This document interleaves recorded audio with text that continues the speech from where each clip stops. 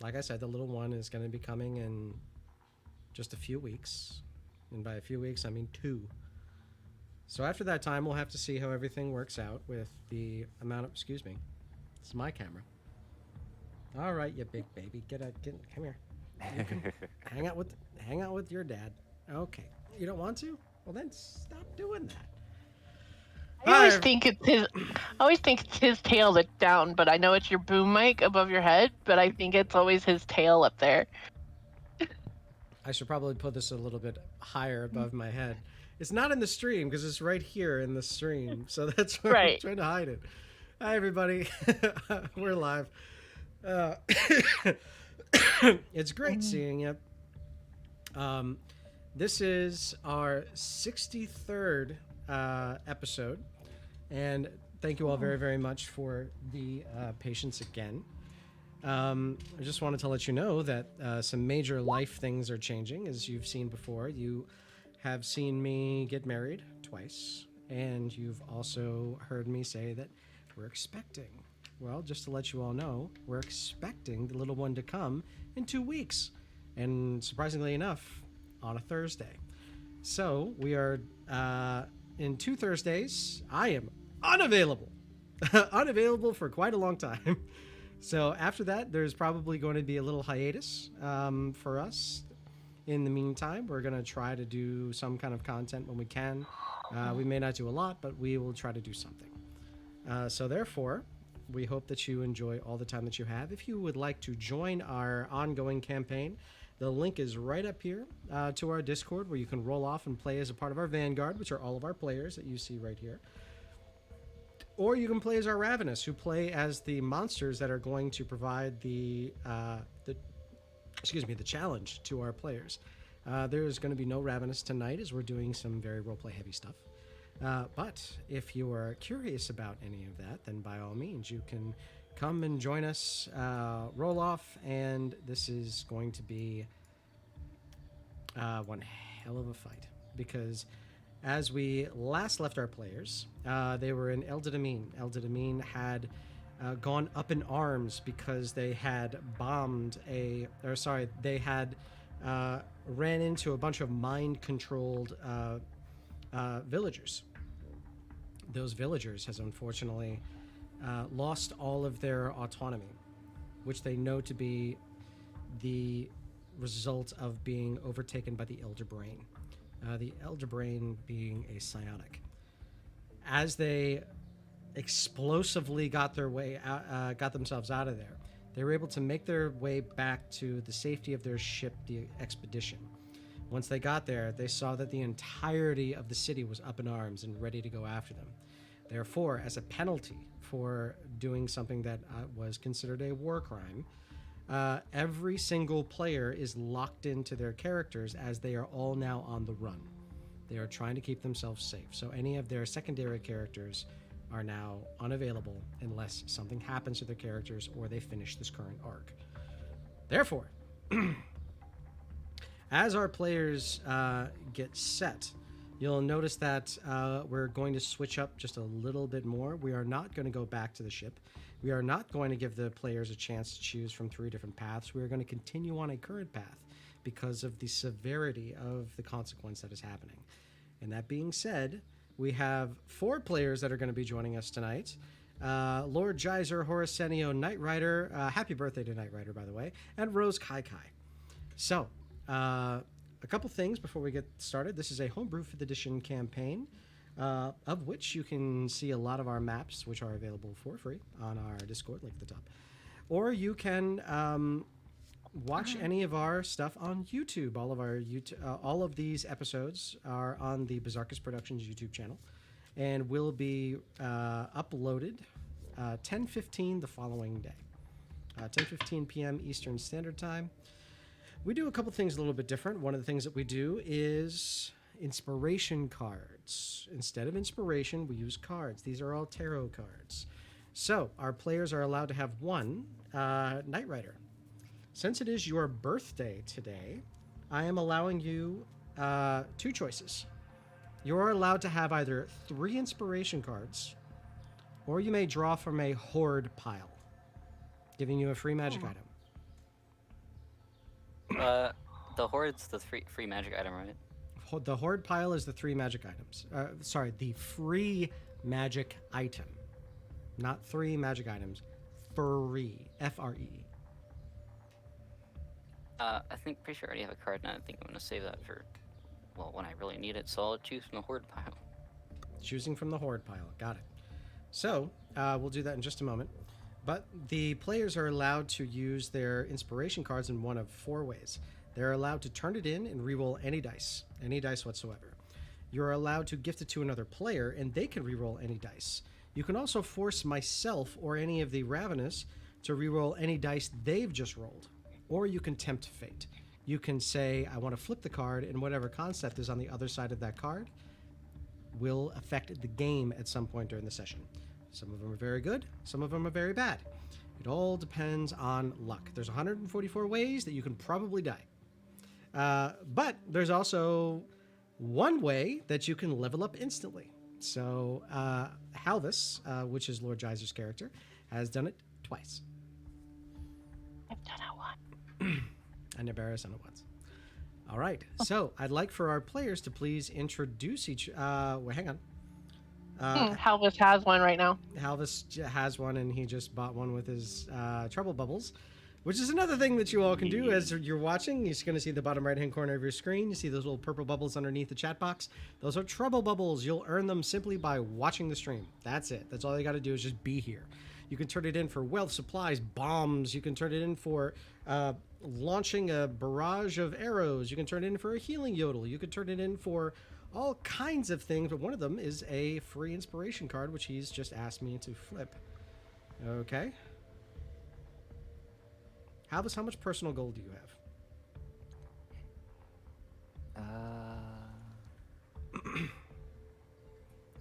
1,050. 1050? Yes. You feel like gambling? Yes. Have you ever played roulette? Not in the conventional way, no. Okay. I'm going to allow you 2 different bets. You could either choose a single number or a range of 5 numbers. What do you want to choose? If you choose a single number, and if it lands on that with a single d20 roll that you roll, I will multiply your current gold by 30. If you choose 5 numbers, and it lands anywhere within the 5, I will multiply your gold by 5. I will take the 5 numbers. You can also choose not to at all, but you're risking all of your gold. I will choose the 5 numbers. So you will choose 5 numbers. Okay.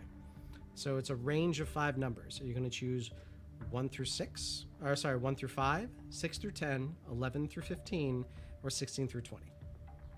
11 through 15. Okay. Now, just so that you're okay with this, you're risking every ounce of gold that you have to bet on this. You can also choose not to bet. Are you okay with this? Yes, I am okay with this. Okay, roll a d20. If it lands anywhere between 11 and 15, I'll multiply everything by 5. I cannot believe you just did that. That's awesome. All right. That is 5. You now have 5,250 gold. And that's your personal gold. Sweet. That's what happens when you draw the gamblers. All right. All right. That being said, our players are now investigating a house that was the closest to their ship. They ran in because they saw 3 floating robed figures that phased through the walls. And as they went in, they found seemingly an empty house, a very large house with weird, strange rooms, many writing desks. As they went through, they also found traps. And they also found horrific things. They also found altars, and as they went to each one of the altars, something happened to them. It happened individually, but it shook them. That being said, as we get started, our players now are going to introduce themselves. Lord Geyser, would you be so kind as to introduce yourself? Yes. Hello, everybody. I am Lord Geyser 21, but here, Helvis is my name, and creating the undead is my game. I am the halfling necromancer of possibly life and undeath. I'm not sure at the moment. Horacenio, our absolutely wonderful community manager, even though he hasn't, even though we don't really have a formal title for him, I still try to pay him at least once every year. It's very much appreciated. Mm-hmm. So, Horacenio, would you be so kind as to introduce yourself in EMP? Good evening, everyone. I am Horacenio, as always, the other half of our player's Night Haze. And today I will be reprising my role as EMP, our emergency medical professional, who is currently confused as to what the party is experiencing after a rather vivid vision. Birthday boy, Knight Rider, would you please introduce yourself and Kenneth? Hi, I'm Knight Rider, and this is my character Kenneth, the 6-foot turkey with his daggers, meat stick, and torch. I never knew he was a turkey. That totally changes my perception of him. But He's a not. raven. It's a line from a movie. Oh, 6-foot turkey. I love that. Rose Kai Kai coming back with her original character, Nerbera. Would you please introduce yourself, Nerbera? Hello, my name is Rose Kai Kai, and I will be playing Nabera, my ranger now / rogue. And she comes from the town that we are currently in, and she is now trying to deal with the aftermath of what happened when some of her fellow caravaners were in the marketplace. So here I am. So, as our players are on the second floor dealing with all that they are dealing with, we are going to zoom in specifically on Nerbera and Minde as they are racing from the expedition to the front doors of this location. As they get to it, Nerbera notices that the doors appear they appear closed. They appear slightly shut, although there are cracks just a little bit. The amount of people that are surrounding the area are beginning to grow. However, she is still considered a member of the town, so she is still not being assaulted. But she's noticing that a few people will stop all of their aggression, stop entirely, and look at her with wide eyes, not moving, no expression. Nerbera, you're at the front of this door. You know that all of your party went into this room, went into this house. What are you going to do?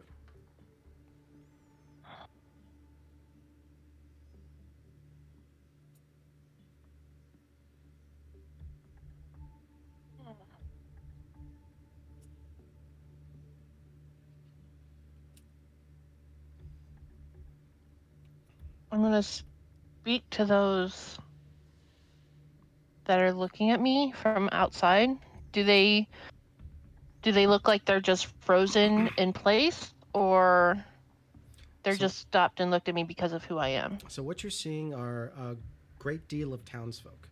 You're also seeing that a lot of them appear well armed, because this is a place that has seen a lot of warfare. And you also know that Elder Demine has always been able to say they are more solitary, more nationalistic, but very much only nationalistic to themselves. Therefore, they can take care of their own. Now that there has been something that has happened to them, they all come together and they all rise up. They see that there is an attack. They see that something bad is happening. and each one of them makes action. However, you see that a couple of them, those that are, although armed, although ready to combat whatever is happening, and those who are within the group and within the mob mentality, you see that a few of them simply stop. They stop moving entirely. They turn to you, and they just watch you. No expression, no movement. They just straight up and down looking at you.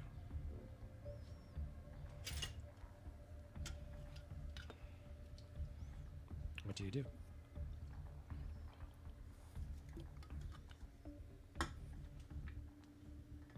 I'm going to speak to them. Okay. I'm going to tell them, you know that I am one of your own. Let me... And you also know, some of you also know I am part of this caravan that has come. Let me just see what's going on. Let me bring resolution myself. As you go up to one of them, you see that a few of the others begin to quickly walk towards you, to the point where you are surrounded by a semicircle. They're not surrounding you entirely, but they're engulfing you in a semicircle of about 8, 9, 10 different commoners, each one of them armed with whatever they brought. And they all look around you and in unison tell you, "Then you will kill the ones that we tell you to. You will join us. Your family will join us. Your father will join us soon." and they look at you still. Sounds like it's an out-of-body type voice. All of them say it at the same time.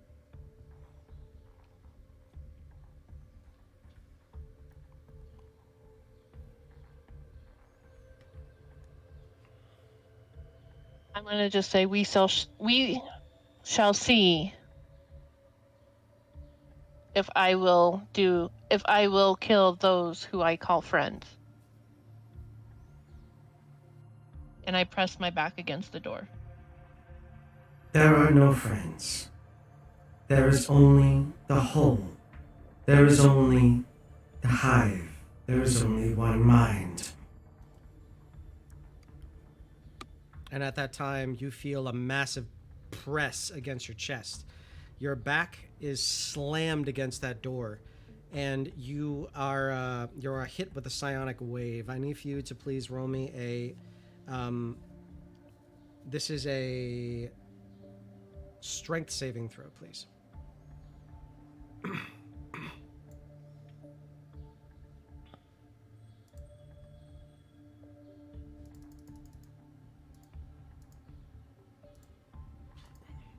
Okay, you do make the save. You only take 15 points of force damage, or sorry, of psychic damage, but you are blasted into the home. You are prone on the ground, and the doors slam shut.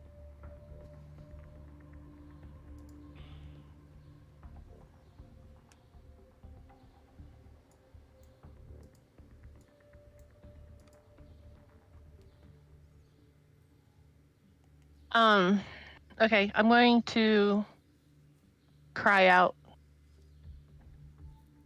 Halvis, EMP, where are you? Perception checks from everybody at advantage. Everybody else than Nerbera.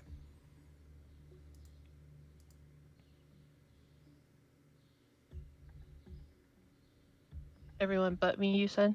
Correct. Everybody except Nerbera. Okay. Okay, EMP, you're the only one that picks up that you heard the whoosh, pow, and then everything that Nerbera just screamed out. You can tell that it came from the front door. EMP was, at the time, while we were all resting, EMP was basically just staring at his metal hand, trying to reimagine the skin that used to be wrapped around it.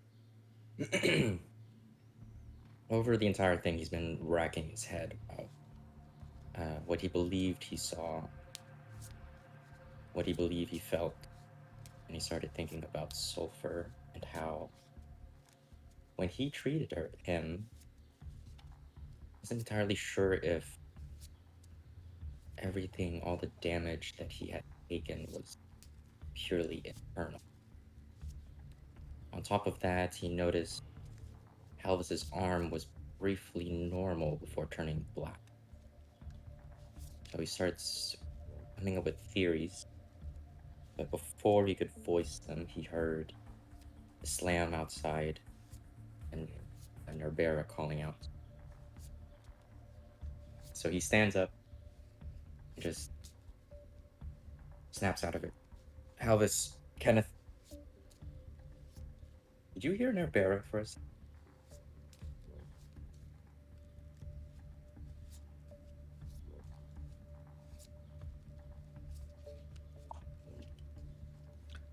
Halvis and Kenneth, you both came to the conclusion that there was something happening with the MP, so you were more focused on him.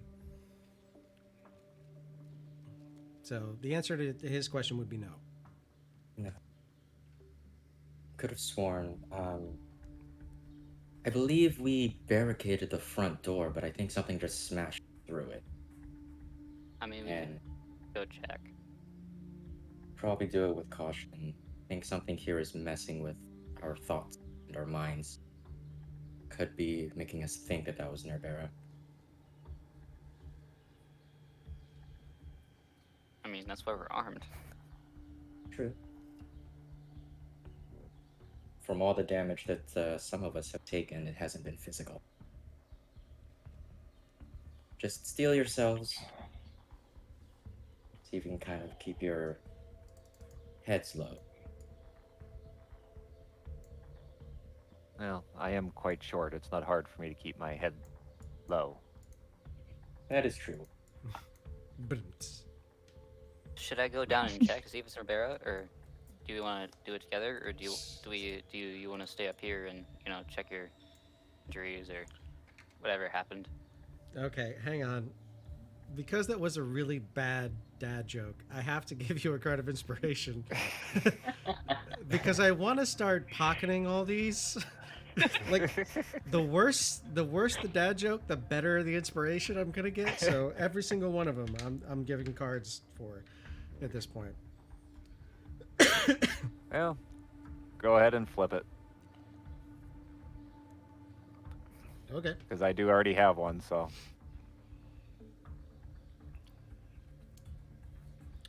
Do you have a weapon equipped? Yes. What is it?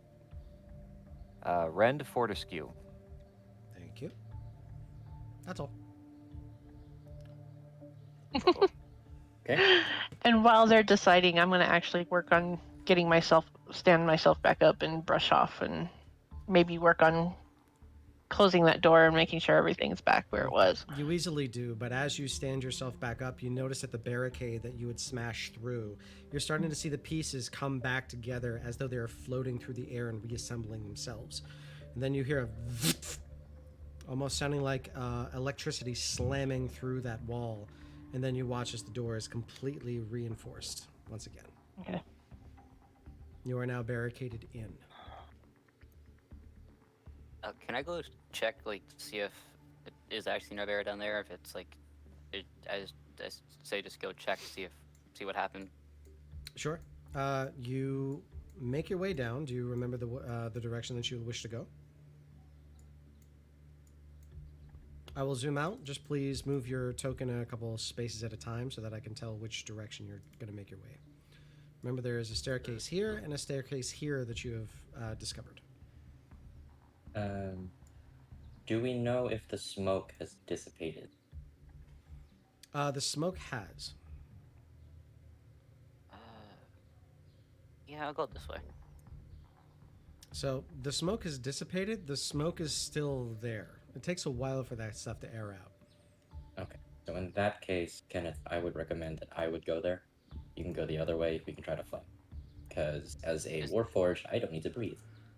An ounce of prevention is worth a pound of cure, and only you can prevent forest fires.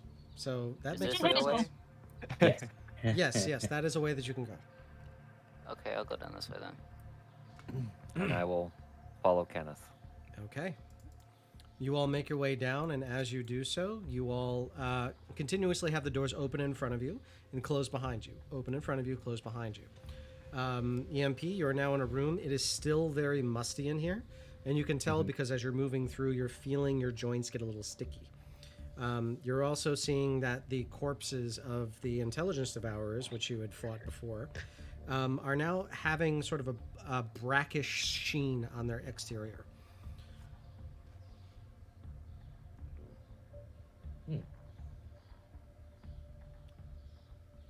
Also, too, you notice that there is a door on the first floor that you have not entered.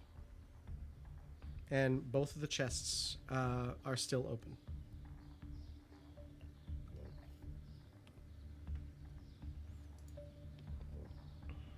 EMP will, as he gets down to the bottom of the stairs, will just press this wall, not revealing. Not revealing himself, sorry? Yeah, he's not going to reveal himself to Narbera in the current room yet. So Understood. he's just going to be...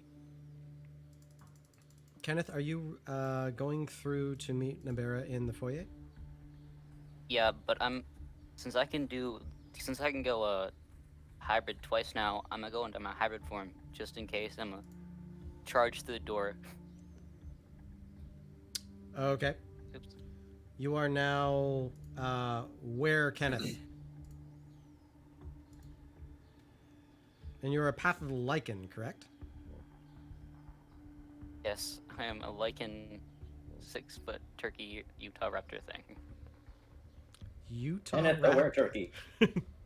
And The and word? since I don't know, Which one? since they didn't answer me when I called out, Oh no. having Kenneth come barging in, and me not knowing what's going on, I'm gonna pull out my daggers and just In beast mode too. I put my like- hands up. stand at defense with both my daggers. I raise my hands in the air.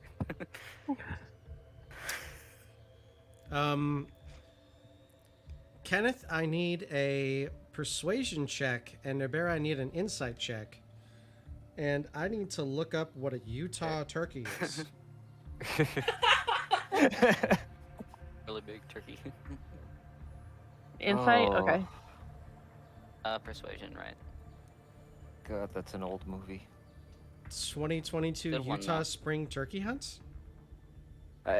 From the original Jurassic Park movie, in the beginning, a small kid called a raptor a 6-foot turkey. Oh, I thought he said Utah turkey. It's a Utah raptor. Utah Be raptor is It's a the turkey? biggest one. It's just Utah the raptor. quote It's is, It's yeah. the biggest raptor. If I would have chose regular velociraptor, it would have been the size of a chicken. I didn't want that. That would have been lame. He thought this through. I'm Oh, an engineer for this stuff. that's dope. It's a 4'9" at the hip turkey. Well, raptor, sorry. Okay, that's cool. All right, that's cool. I had no idea about this. God, I love science. You get a card of inspiration for that, because I had to look that up, because that was interesting to me. I flip it. Oh, shit. Okay, I need a D100 roll. No, actually, I need 2 D100. For me. Yes. I need the first and Oh. second digits, please. 61, 55. Okay. In just a moment. That's also one for the swear jar, by the way. What'd I say? Yes, the S word. Hey, sorry. Arsenio keeping you on your toes. Yeah, you're gonna be a father soon. I gotta make sure that you censor yourself. Oh God, you have no idea how bad it's gonna be. I have to try my best. I'm 100% going to make sure that I keep that going. Oh, for sure. No Bizarchus time for Friday nights. Yeah. No, I actually want to do that at some point, but I have to convince my wife. Yeah, just Yeah. out of context, since I don't know what you're talking about, that has a completely different meaning when you just say no bizarre.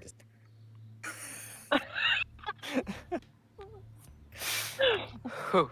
That's No right. dance party on stream. It's where I dress up in funny outfits and dance. But I think the dance commander disco will be happy to see little king. I hope so. Yeah.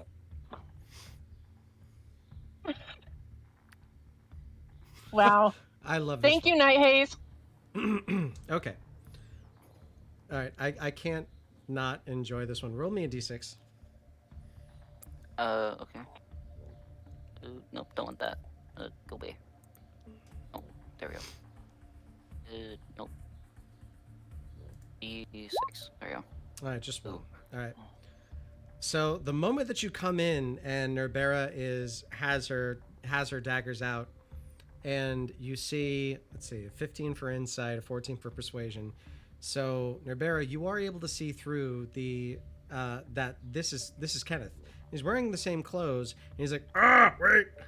And as he rushes in, but the moment that Kenneth rushes in, you hear a woo, woo, woo, woo, and at the same time, you watch as about a few hundred different tiny snowballs start pelting Kenneth. What? Yeah, that's actually what happened with your card. This is the Wheel of Fortune. So I roll on a D1000 or D10,000 table.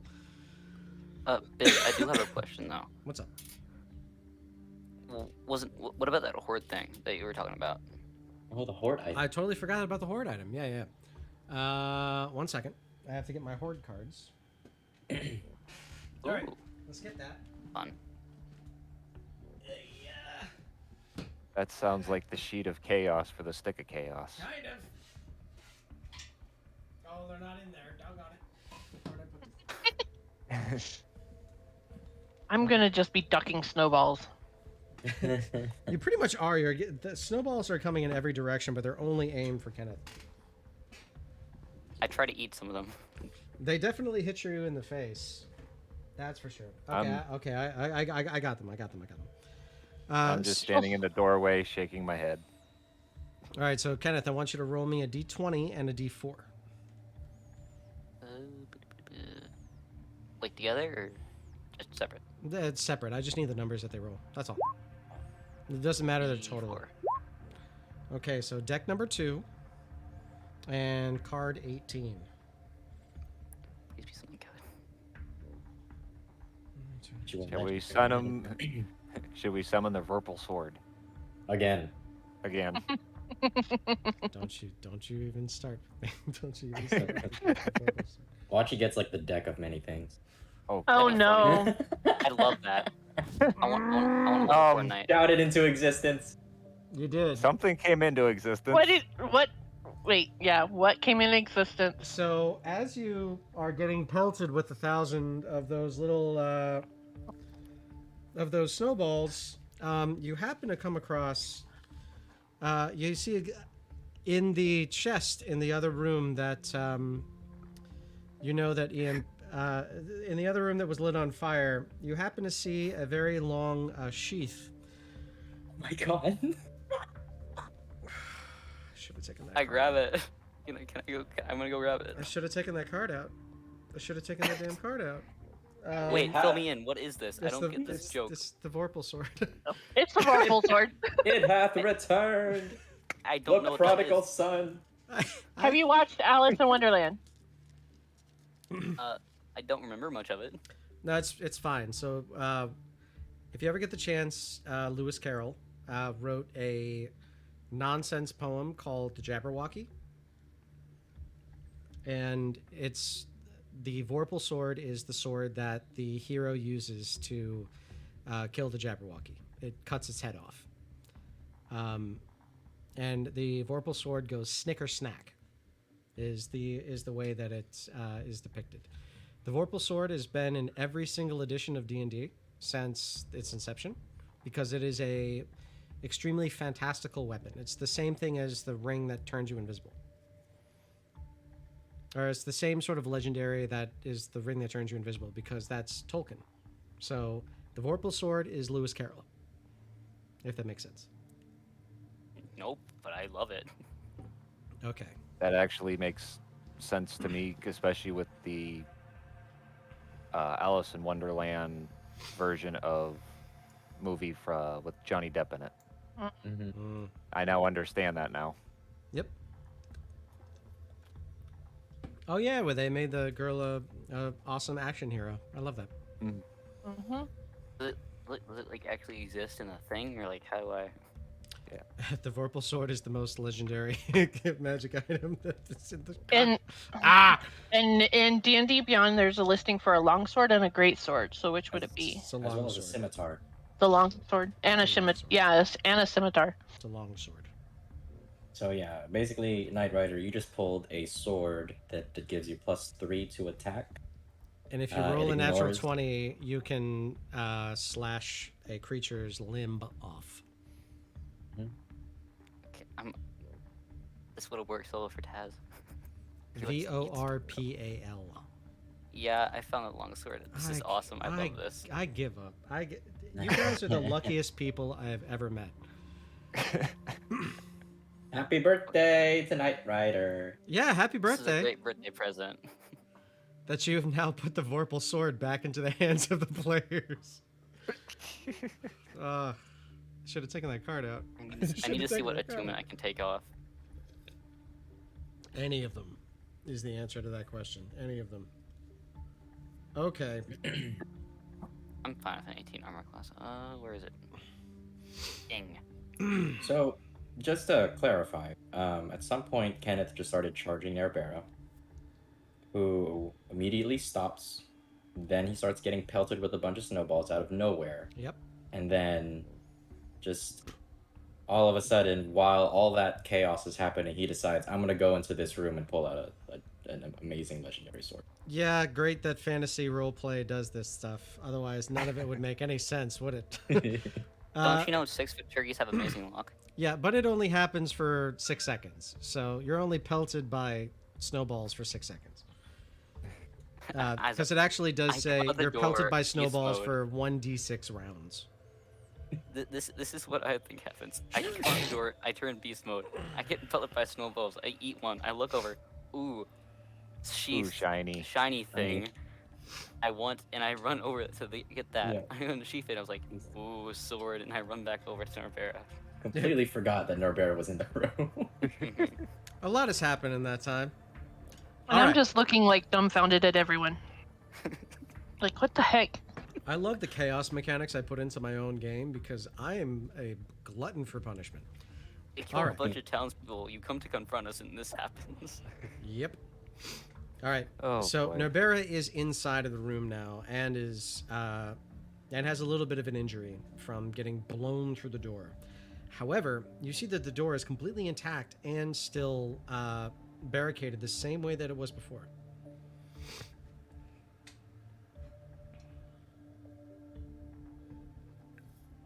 Is there like keyholes in the door? Or... Oh wait, no, it's barricaded. That wouldn't It's work. barricaded. Yeah. How did you manage to get in here and the door be fine?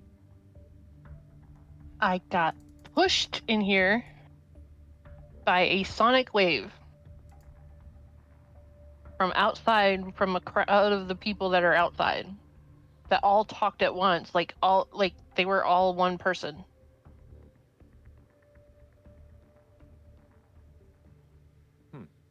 And they claim that if I am with them, I will be killing you guys, and that not only will, and when I said I will, then we shall see, because I am not going to try to kill my friends. And they said no friends are here, and they said I would come to them, and then soon my father would go to them. So I think, and they said there's only one mind, one hive. So it's like a hive mind.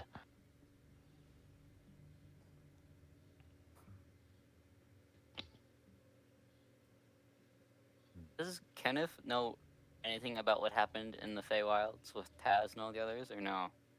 But was he informed about this, or was anyone else informed about what happened in the Feywilds? I'm going to say just for right now. Yeah. Oof. Sorry, Nibera. That potion, unfortunately, was a dud. I see that. At least 4 is a good, though. It will help. Well, Nabera, I pull out the book we picked up out of that room with the one room with the bookshelf, Mm-hmm. and I open to the page that has her father's name and her mother's name on it, and say, "Whatever's going on in this town, they are doing something to your father, along with other nobles." Well, didn't we know that with the way my father looked when he came and brought me my things after my new items when we got here? I Uh, thought we saw something in his eyes. Yeah, I've about that, so I don't know if this has anything to do with it, but from what I've heard, that happened with your father, and I don't know if this is what happens with all the other townsfolk there, but they seemed like under some sort of spell control or whatever, and there seems to be some way to fix it. And if that same thing is happening to your father right now, We need to fix this then, because I cannot have my father be controlled like that. whatever's Or my mother. going. There's nothing next to your mother's name, just your father's.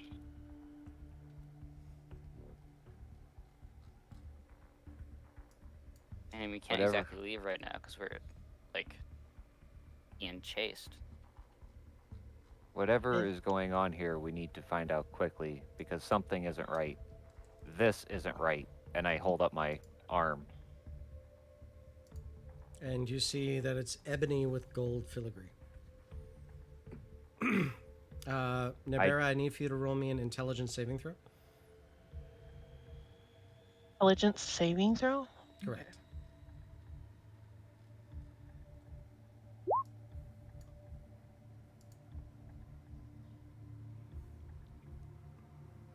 Okay. This is exactly as I just described.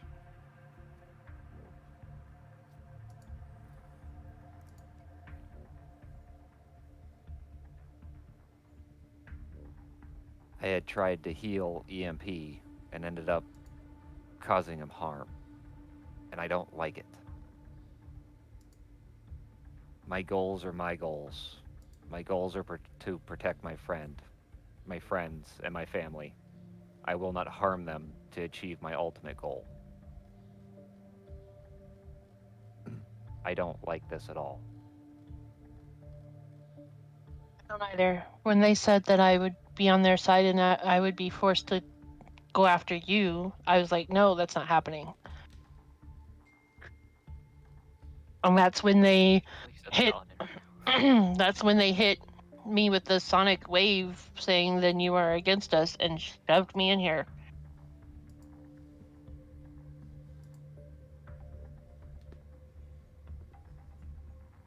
They're listening in. EMP's gonna emerge from the musky room, patting his coat. Now, I'm sure you're here with some questions about recent events, Madame Navera. And after witnessing Kenneth's antics with the snowballs and the sudden change in focus, as well as Hallis's resolve, I'm sure you're aware that the events that occurred outside wasn't with malicious, especially after speaking to that hive mind. Whatever we need to do, we do need to do something with that hive mind. We need to release this town from that. I cannot have this town being like that. Hey, Biz, I'm Biz. does everyone else know what Taz did when he connected with that mind flare? Did he tell them about that, or like? You tell me. You are Taz, technically. Okay, I'm gonna say he did, and if that's the case, I hope the people on the ship are okay. Because if this is going on with those people, they're talking about the hive mind. Uh-oh. Would Taz's name have appeared in the book at Halbus? Roll me an investigation check. This is for the speed of which you can find a name. Would it be me or I- Halbus since he's holding it? You asked the question, so I'm going to have you do it. But Halvis can provide advantage since he is the one who has the book and looked through it before. Okay. So he can narrow your search.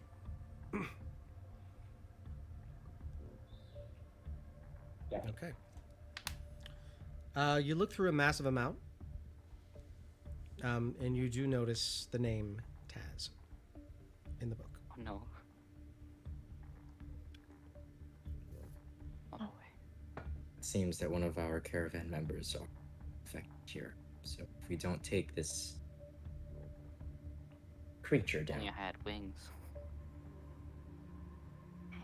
not only is the town in danger, but everyone in the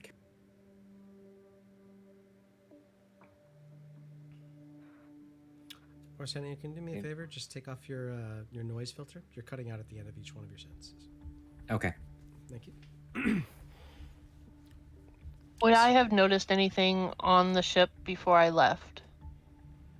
You Then, did. if Taz is So you did. There were some that decided to stay behind and create kind of a phalanx so that nobody can get to the ship because it is considered a very, very precious and extremely unique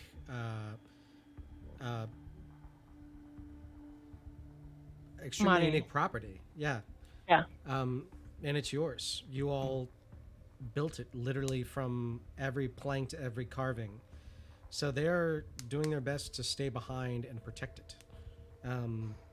Everybody, as you are doing your best to try and get out there to stop whatever is causing all of this chaos. So, What I've- as you saw everybody, you noticed that there was obviously that massive rush to say everyone is in danger. So some ran, some defended, some stayed, some found a better tactical position. But all of whom are now dutifully engaged in something that is meant to benefit the caravan. Does that make sense? Yes, but when now seeing Taz's name in the book, Roll me would an I have noticed? Roll me an intelligence check. I'm crying right now. My boy.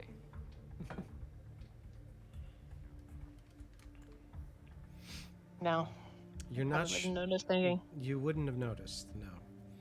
All that you knew that there was chaos, you were in danger, and everybody went up to try to fight it off. Okay.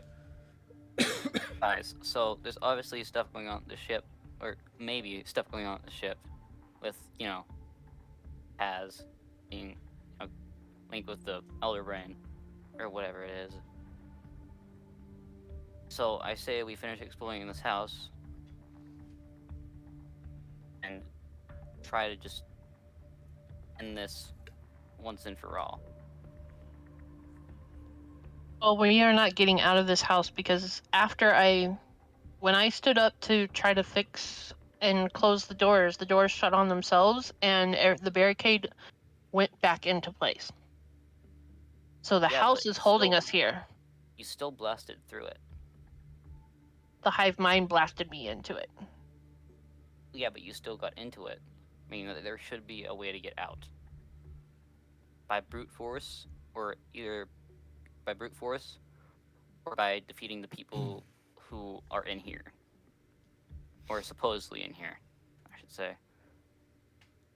I think it's more going to be we defeat what's ever in here for us to get out. I agree. If we were trying to brute force I our way say- out, more than likely the hive mind is probably waiting for us out as well. We might as well Smoke's try still- to kill it at the source. Smoke's still in this room, right?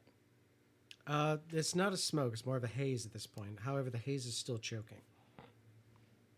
How long would it take you to this door? Well, I can walk in there right now. Not very long. It's the matter of staying in there seconds or minutes. Seconds, no problem. Minutes, problem. Okay, so we See, all also go carbon through here. monoxide poisoning. We plug our noses until we get to this door, and we continue on. Either that, or we can go back upstairs and continue exploring up there where the dangerous altars were. You know, when we were down here earlier, I did notice something that we didn't try with the armor stands in the nice big round room. And I believe our feathered friend here might be able to manhandle them a little bit. What? Come with me. I come. And I walk up into the round room. Okay. Nabera, you have strength on your side too. You could probably help with this. Okay. Oh. Okay. The if you notice, the statues at the front are sitting on their own what's the word I'm looking for? Dais? Dais. Dais, thank you. But the two at the back are not. What if we put them on their respective dais?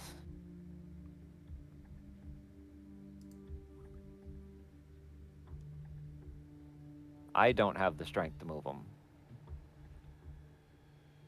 I'm wearing these gauntlets, so let's. I say we give it a go. We could try.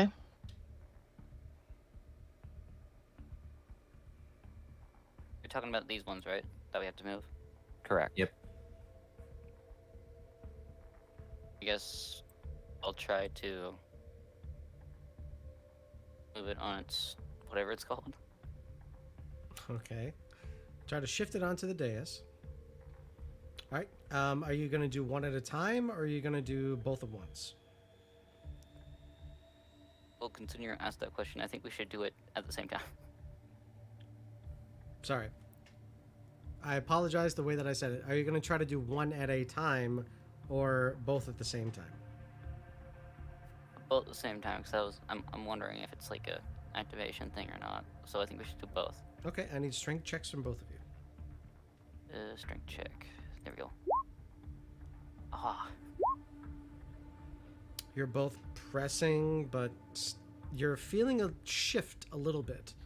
And you're able to get it a couple inches, but it's not doing too much. However, as you're doing it, you're starting to feel that the base has some kind of a pressure on it.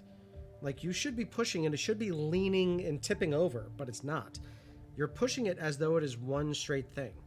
And as you look down on the ground, you notice that there's a small trough in the very base of it as you push just a couple inches. Huh? I get the trough part. Like, was that there before, or did it like open? Like after I moved the statue? It's not that it opened, it's just that it revealed itself underneath the statue. Like, is it fully revealed, or would I need to push it more? A little bit revealed, but not by much. But you didn't I push. call over to. You pushed hard, but you didn't push it to the point where it would get it onto the plinth. Or sorry, the I call dais. over The dais. to The dais. I call over to EMP and Helvis and tell him. I pushed on. We pushed on the statues, and this trough appeared.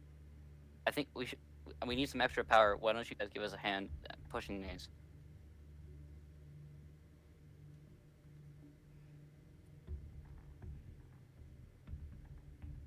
EMP is just gonna look at Halvis, then look at his own hands. Okay. I'm not really one for strong arming, but I can see what I can assist in a second. I will come over to assist as well. Okay. Can I please get Narbera and Kenneth to roll again, but this time at advantage? And there's gonna have Mende as well. How do I? Don't remember how to do Left that. shift. Oh yeah, right. Yeah. There we go. That. Ooh, nice. Why did that not work? Now just roll a second time. If it doesn't work, just do it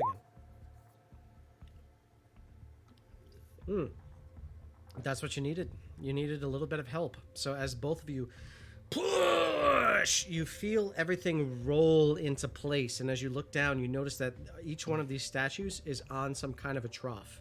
And as you're pressing and pushing and pushing and pushing, they land on their plinths perfectly. And you hear kunk, kunk, kunk.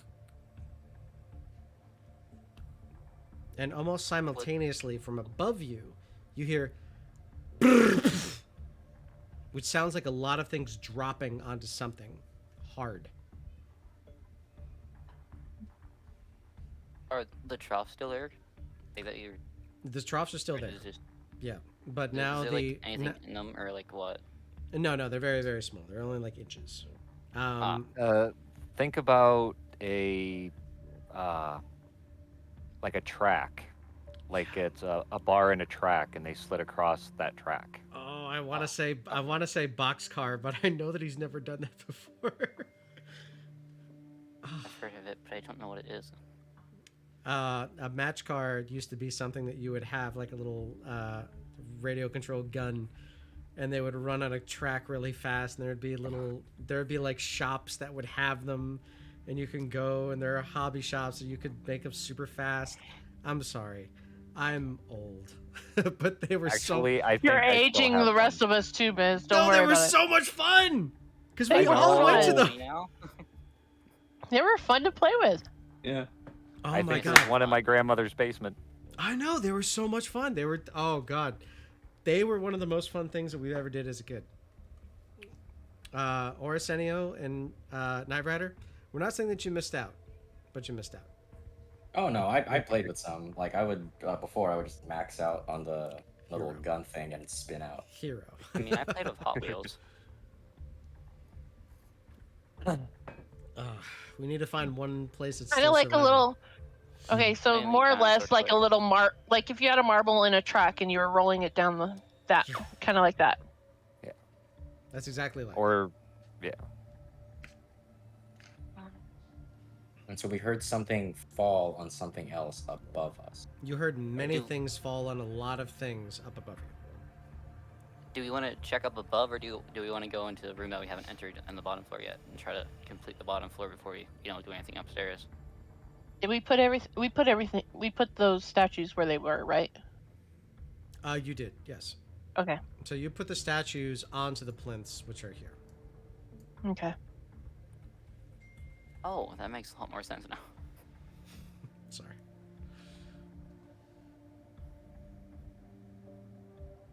So do we head back up, or do we double check the downstairs that we haven't checked? I think it would be safer to do downstairs because we never know what's in this room. I could Yeah. just pop out or Yeah, I agree. 'Cause I'm- even when we finished the other room, this one, a bunch of stuff fell into place that was also not vision. So it feels like each time we solve a puzzle down here, it might fix something. Do something upstairs. Yeah. Okay. Nibera, as you get in front of the door that EMP and Kenneth came back through, it shuts in your face. Oh yeah, almost forgot. I reach into the chest next to me, pick up one of the badges, and toss it to Nabera. Okay. As you toss it to Nibera, you watch as it almost negative magnetically. It flies away from her. Wait, I have a badge on me, right? You do. What, Oh, I need what to go happen- pick up the badge myself. What happens if I walk like right next to her? Okay. As that happens, you feel your badge physically push against your chest.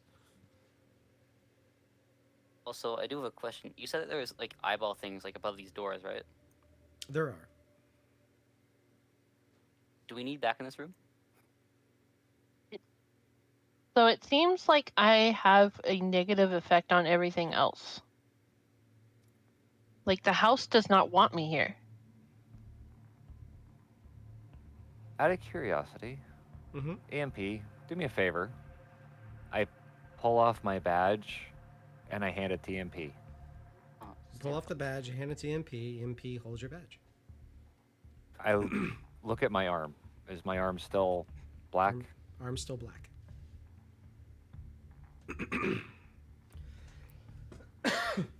Sorry. Do I see where the badge landed when he tried to throw it at me? Yes, it did land a small distance away from you. I'm gonna go to try to reach and pick up the badge. Okay, you reach forward and it zips away from you as though Does the you magnet are, it? Yeah. yeah, as though you are repelling it. You should be fine as long as you stick with us, because you should be able to get through the doors. Just do not enter the spike room. I'm gonna step back and have someone else go to the door. As you step back, you notice the chest that Halvis just pushed into zoop, and starts moving towards you.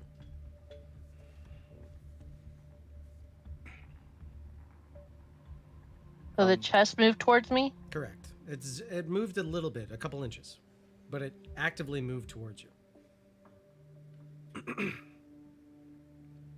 I'm gonna move over to the chest. Okay, as you move to the other direction of the chest, it moves with you.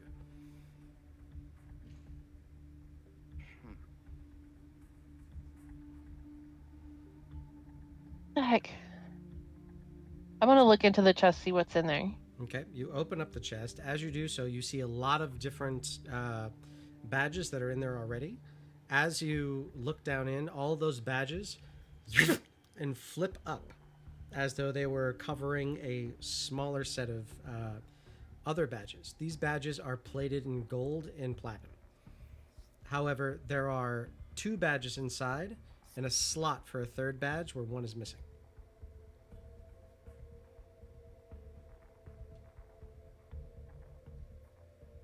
Everyone else's badge is seemingly made of copper.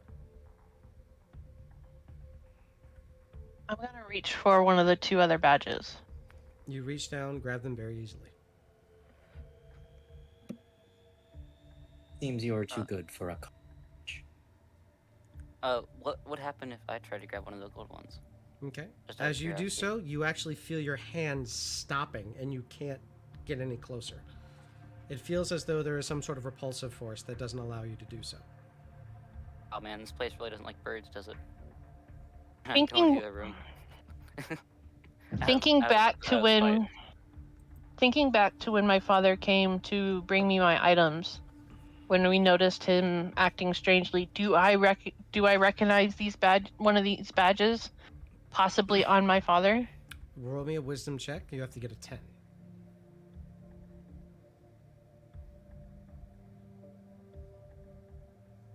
You do. You remember that he was wearing one. I think it's focused on me and my family.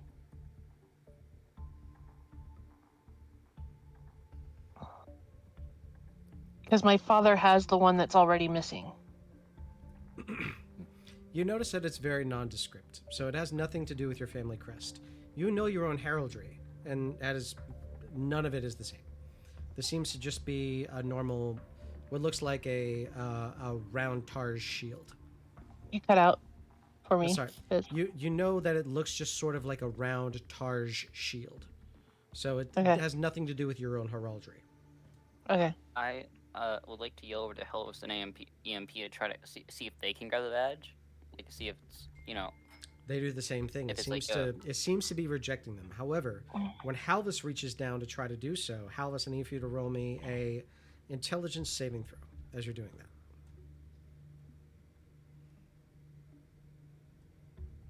Halvis, as you press Nice. your hand down, you notice that the black that has been encompassing your skeletal arm, you can see it shift and phase a little bit to the point where you're not exactly sure if it's black or it's white, or maybe you're hallucinating, or something is happening that's messing with your eyes.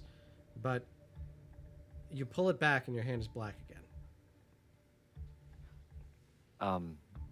I would like to try to force through it to see if I can actually force myself to grab it. Roll me another intelligence saving throw.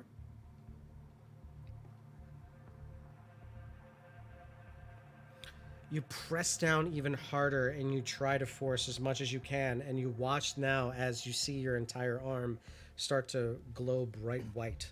And as you do that, you start feeling something. It almost feels like a tingling that leaves your brain. And as that tingling starts to go from the very front of your mind to the back, I need one last intelligence saving throw.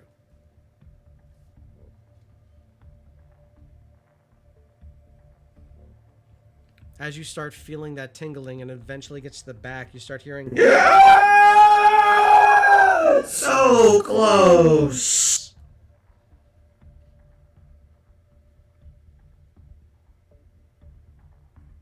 What the ever loving? Your hand is completely white.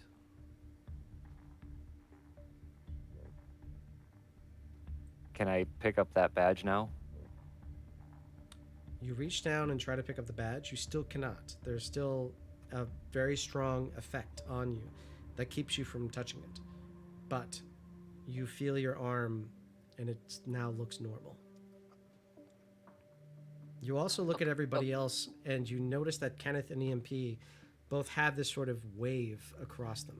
It's very, very strange. And as you're looking at them, you notice that there is something almost like an aura that is appearing around their heads.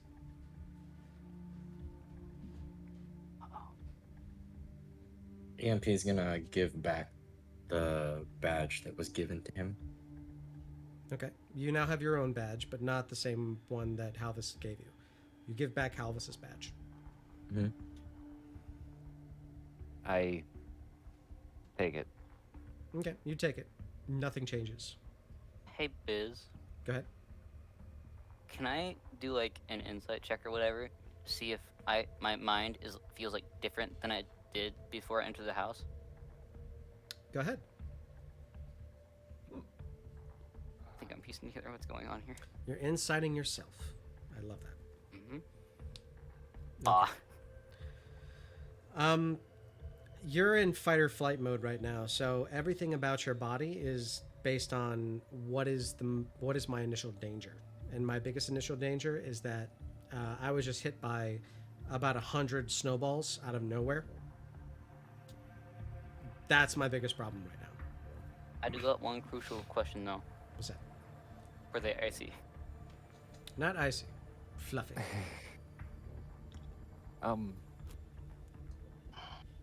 EMP, Yes. do you trust me?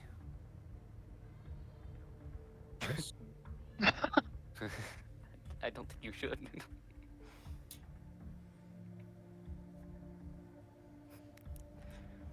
There's something not quite right with you now. And I don't know if my thoughts will work, but I'd like to try. We'll call it a medical experiment. Sure. I'm always down for an experiment. What would you have me do? Kneel down a second. EMP kneels. Okay, you're now eye to eye. God, I hope this doesn't do anything bad. I stick my hand on the side of EMP's head, and I cast Dispel Magic. Okay. You put your hand on the side of his head and you cast a spell magic. I need for you to roll me a intelligence check, please. Jesus. Okay. So as that happens, you watch as this massive surge of energy just goes right into his head, and as that happens, you watch this ghostly image of an octopus-like creature zip right out of his head and then completely dissipate into a little stream of stars as EMP now feels completely clear. Do I see him do that? You do. Like, do I see all that happen? You see all of that happen. I see that happen. I do the same thing to myself. Kenneth, did you touch an altar in your last session? No. Then you are not I just wanna affected see by if this will what is work or happening not. right now. Sure. Oh. I Okay. Let's see if this does anything to my head or not. Let's go. So You said this I is had an so aura this around my head as well. So yeah, I'm gonna see if this works. I was kind of thinking that's what was happening, sure. but okay. So you and I need for you to roll me. And do you have a? You're not a spellcaster, are you? I'm level 1 wizard. Wizard? Okay. Yes. So I need an intelligence check, please.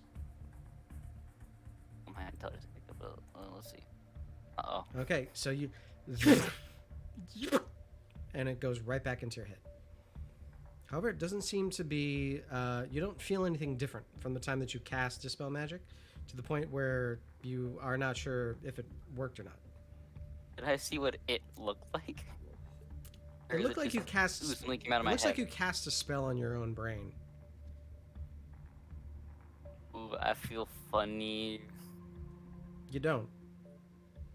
When now that I have the one That's badge, like that's funny. Okay. if I walk up to the door, does it do anything? It opens for you slowly, Okay. but it opens for it. Slowly is not the right word. I apologize. It opens for you gently, but it does open. Okay. Can I use my thaumaturgy and try to clear, like a gust of wind, kind of with thaumaturgy to clear out the whatever's in Haze. the haze that's in that room? I will say that you could sort of bellow the air towards the ceiling, using the air from the remainder of the rooms. But there's still the problem of pressure. So you are able to make the lower parts of the room fine, but the upper parts of the room are still going to be hazy and full of smoke, carbon monoxide, that kind of thing. So you would have to duck to get to the other side of the room safely. Oh, so I should be able to walk normal. Halvis can walk normal, yes, because they're a halfling. The rest of us will have to crouch. Okay. EMP is gonna stand up and kind of just shake it off. I feel much more lightheaded, in a good sense, and for that you have my gratitude. I don't bow. know. I bow my head and say, "Let's not touch any more altars." While you guys are doing that, I'm sorry, I just got called over. So, sorry. Family comes Go for first. I gotta go back. I'll be right back. Yeah.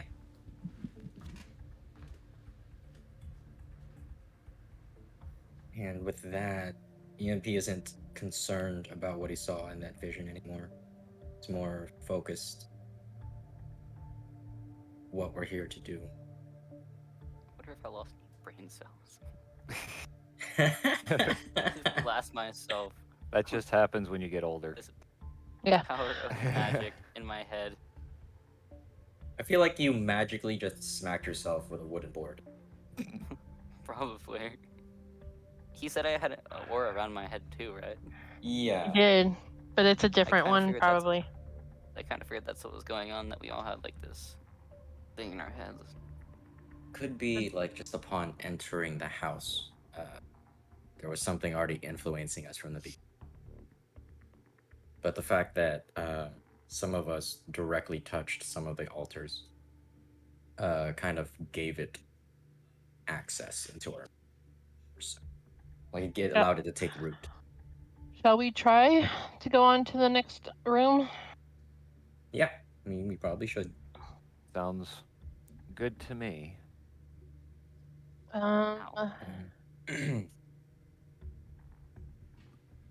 Can't really do much without the DM to reveal the room. So in the meantime, we can just vamp. I'm So- double checking something. The crazed gonna- little necromancer what's going, it "Do called? you trust me?" isn't a bad thing. That's EMP did have his doubts after his attempt to heal him. I'm Carol needs gonna to a- take a taxi. Pulls out a I'm sword. gonna ask EMP if that haze is poisonous. To you, Sorry about most that. likely it is.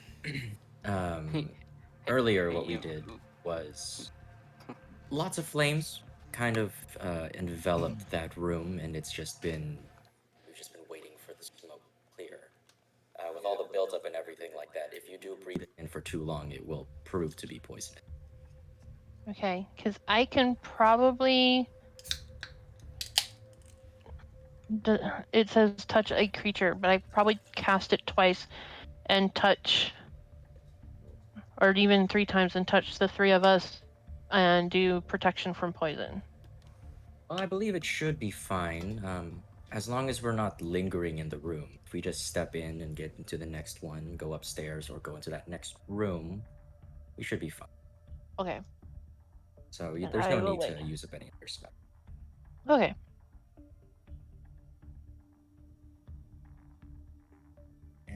With that- Peppa. Oh no! Oh no! Oh no! Oh no! Oh, thank God. Now, There he there you is. go. Yay! Okay, so here's the problem with having a soundboard that has survived 3 apartments. Sometimes it doesn't work when I hit the unmute button. Okay. Sorry about that. My wife went to go get her 4th COVID booster, or sorry, 4th COVID shot. So it's oh my God. I want to get mine so bad because I'm terrified of that. Especially being in New York. There's Yeah. just oh my God. I need to go get my 4th one. I still need to get my 3rd. Like, no one cares about COVID at my school anymore. There's no masks anymore. It's dumb. Well, some people want to get on with their life, and then some people just want to make sure that they can keep their lives going. I'm of the second, and there's nothing wrong with either way, but there's one that is more right for your community, and for me, the second is more right. So if there's for New York or the big metropolitan areas, yeah. if there is any way that I could get a second booster, because right now I've been denied because I'm healthy, even with the sun in the way. So the moment I can, I will, because there's no downside. There is literally no downside to getting another booster. There's only upside. Shall we go on to the next room, gentlemen? Hey, Biz. Just hold your breath. Go ahead. Probably shouldn't do this, but I want to so bad. I want to crawl over to one of these things. I want to take a bite out of the brain. You want to eat a part of the intellective hour? Yes. That's been yes, sitting I do. there rotting in flames, smoke for. I don't care. Okay. I want to eat it. It's been cooked. Maybe a little overcooked. That's what we call char-broiled. Burnt ends. The char brain. Hang on. I have to Google again. Also, Oh no. Also, you're getting a card of inspiration. I just have to Google this. Define prion. Here's the definition of prion: a small petrel of southern seas, having a Prion disease. Just checking. No reason. Okay. Oh no. You say I got an inspiration card for that? You do, yeah, 100%. do. Because I had to learn about these. And I remember the mad cow scare. So now I have to bring this back up because I am a DM, and every once in a while I have to try to remind myself that these things actually happen. Otherwise, monkeypox wouldn't be a thing right now. Mm-hmm. Okay. And smallpox is the only way to fix. And the smallpox vaccine is the only way that helps. I know this is like Or at least it's been mentioned. That's awesome. Hinted. very postponing what we're supposed to be doing right now. No, But that's I would fine. like to flip my card again. I need for you to call. Sorry, what? I said I'd like to flip my card again. I know it's going to postpone a lot, but I don't care. This is fun. No. This We is already like have the one, best so you thing kind of I've have played. to. No, that card is Yeah. just going to continue on. I need you to roll me a Constitution saving throw, please, Kenneth. Uh oh. You're still in your were form, right? I don't. How Or long has it been? How long are you, A few minutes. How long does it last? I gotta. well, he see. wrote I it don't- on himself. He wrote Oh, lichen on that himself just gave me with a ears special. and a tail. I think. Oh, Right, but you also said go into beast form when you went to scare Nabera. which Well, I didn't want to afterwards. scare her. I was getting prepared to fight. Right, but that's still. But you went into transforming beast form, so how long? How long? Does How it long last? does that last? It Well, doesn't say. Then it just I you're think- continuous, so you get this at advantage. I think it said about an hour, but I'm not sure. So make another Constitution saving throw. You get this at advantage. Also, you made a Constitution check. I need a saving throw. Oh, sorry. Okay. What did you say? Advantage or? Yeah. So hold down left shift on your computer. and yes, it is up to 1 hour. Yeah. Okay. You eat and ingest a part of the brain. I'm just gonna put a little thing here. What does it taste like? Just a little work note here.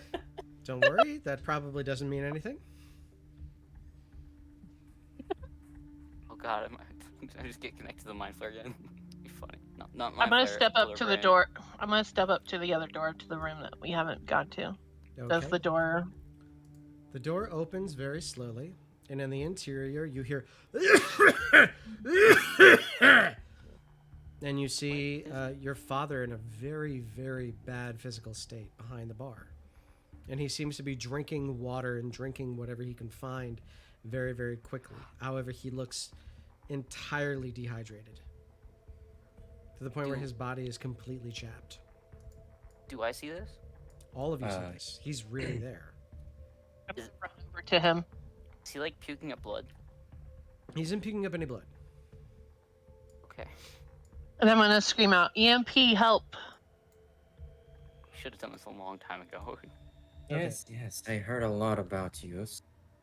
He has water all down the front of his chest. However, his entire skin all about him appears extremely clammy and almost cracked and bruising. As you see underneath each one of the cracks, they're wide fissures. But in each one of the wide fissures, you notice that they're purple underneath, and it's looking worse. As you look at his eyes, they're beginning to cloud as though he had cataracts.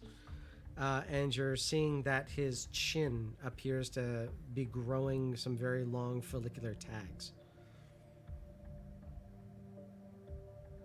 Well, if you would like a medical professional or a medical opinion, that's not normal. He looks over and says, I know. I'm doing my best. And as he coughs Hey, up, you're Piz. noticing that he's coughing up a large amount of phlegm. Go ahead. Is that like bug thing still on his head? Can I see that? Or Can you be more specific? I don't know what you... like the thing that Taz saw, like crawling through his eyes or whatever? That You- was like pure evil? You don't notice anything that's going through his... like that's crawling around his body. No. It's just him. Can you do anything, EMP? Can see what I can do. Roll me a medicine Have a- check.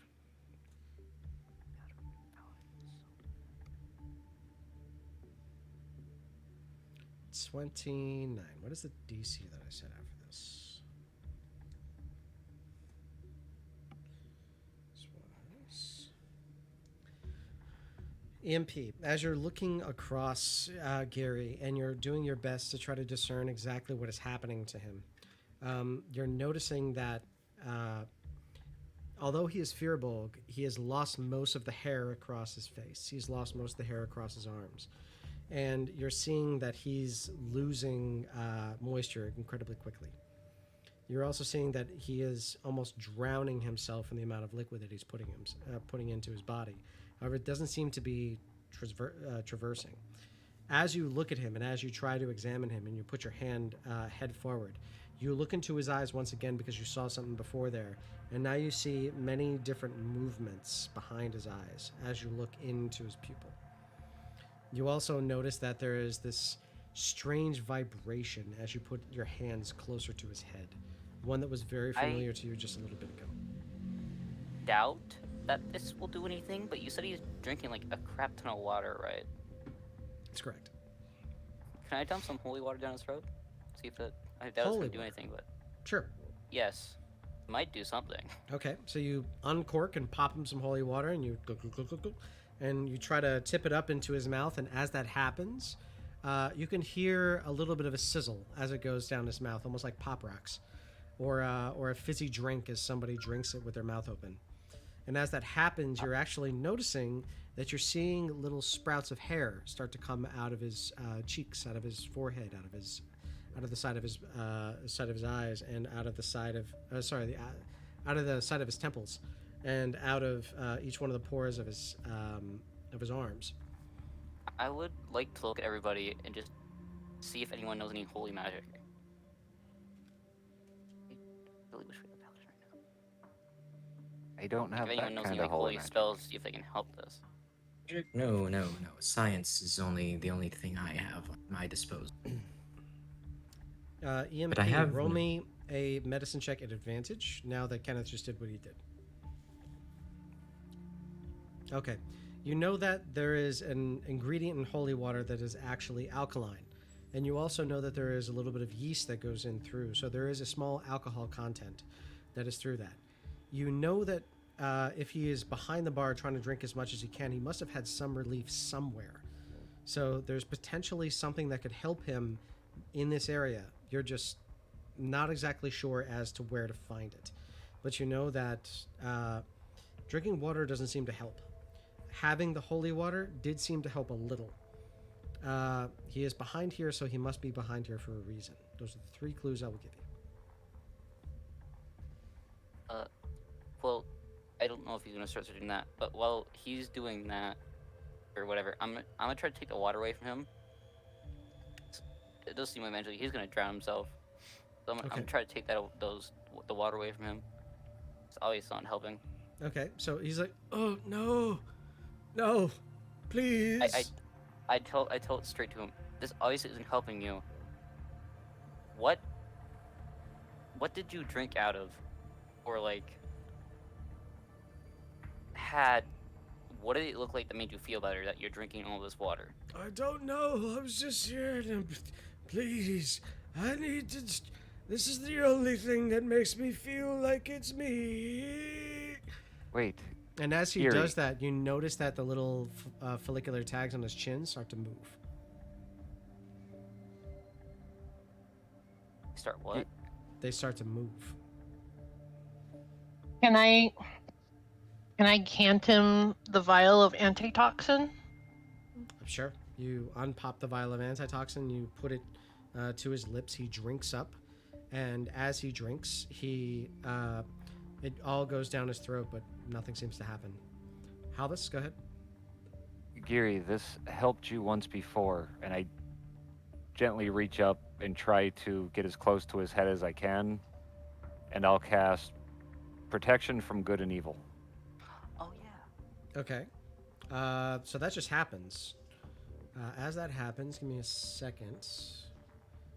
I gotta find. Let me get Gary's stat sheet up, okay?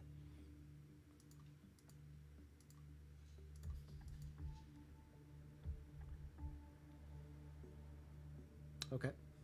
Just a second. I'm gonna roll a specific dice.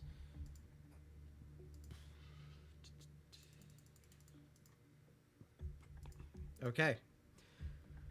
So as that happens, and as you do so, you see his chin in each one of the tags stop moving, and you see his eyes almost get focused for a second. And he says, "Something's very wrong with my head.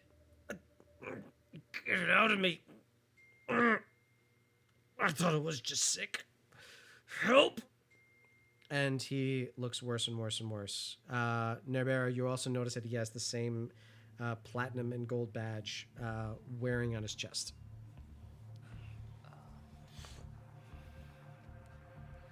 Halvis, you bought him time. Quick, EMP. See if there's one of the holy water ingredients in one of these glasses, vials, jugs, bottles, whatever's back here. Roll me an intelligence check, Uh, please, EMP. I'm gonna try to take. I'm gonna try to reach for the badge that's on my father. Okay, you reach for it, you grab it, you pull it off, no problem. Any EM change to my father? None. EMP, Okay. you notice that all of the ingredients for holy water are here, aside from somebody to bless it. So you have, no, I'm sorry. Halvis has the ability to bless it. So you have the alcohol, you have yeast, you have salt, you have water. All of these are able to create a holy water blanching, or sorry, an aqua benedicta. So, Hey, after Biz. surveying the bar, EMP is just gonna grab all 4 items that he sees and just lays it in front of Halvis. This will help him. It should make that that holy water that Kenneth drank him or had him drink earlier. I don't know how much it can sustain him with the supplies that we have, but at least it could buy us even more time to figure out what's going on here. Halvis, the only problem is that right now you are concentrating on protection from good and evil. If you try to use an aqua benedicta or a ceremony spell, you will have to drop protection from good and evil. That could potentially put him in danger. How, wanna do? Can I like estimate how much time he might have, like right now, and if like he doesn't like have protection good and evil on him, because Roll- I might have a way to restrain him. Roll me a medicine check or an arcana check since you're trying to discern between spells. Medicine. Or arcana, whichever one's better for you. Carn's like way better. I'll do that one. Nice. Let's Okay, why was that one at advantage? Cause I have advantage on Arcana checks? How? I think that's a blood hunter thing. Hold on. Oh, that's I have fine. advantage on Arcana, Athletics, History, Investigation, Nature, Perception, Religion, and Survival. There's no way you have advantage on that. You probably have proficiency, but not advantage. Oh, No, it says advantage on it. It's to recall information about fae, fiends, or undead. It's part of Hunter's Bane. Fey, fiends, or undead? Yes. Okay, so unfortunately none of those would apply. I'm still going to give you the one on the left, because that's always what I do. So you did roll a natural 20, but moving forward, I just need to know that stipulation in between each. That's all. Yeah.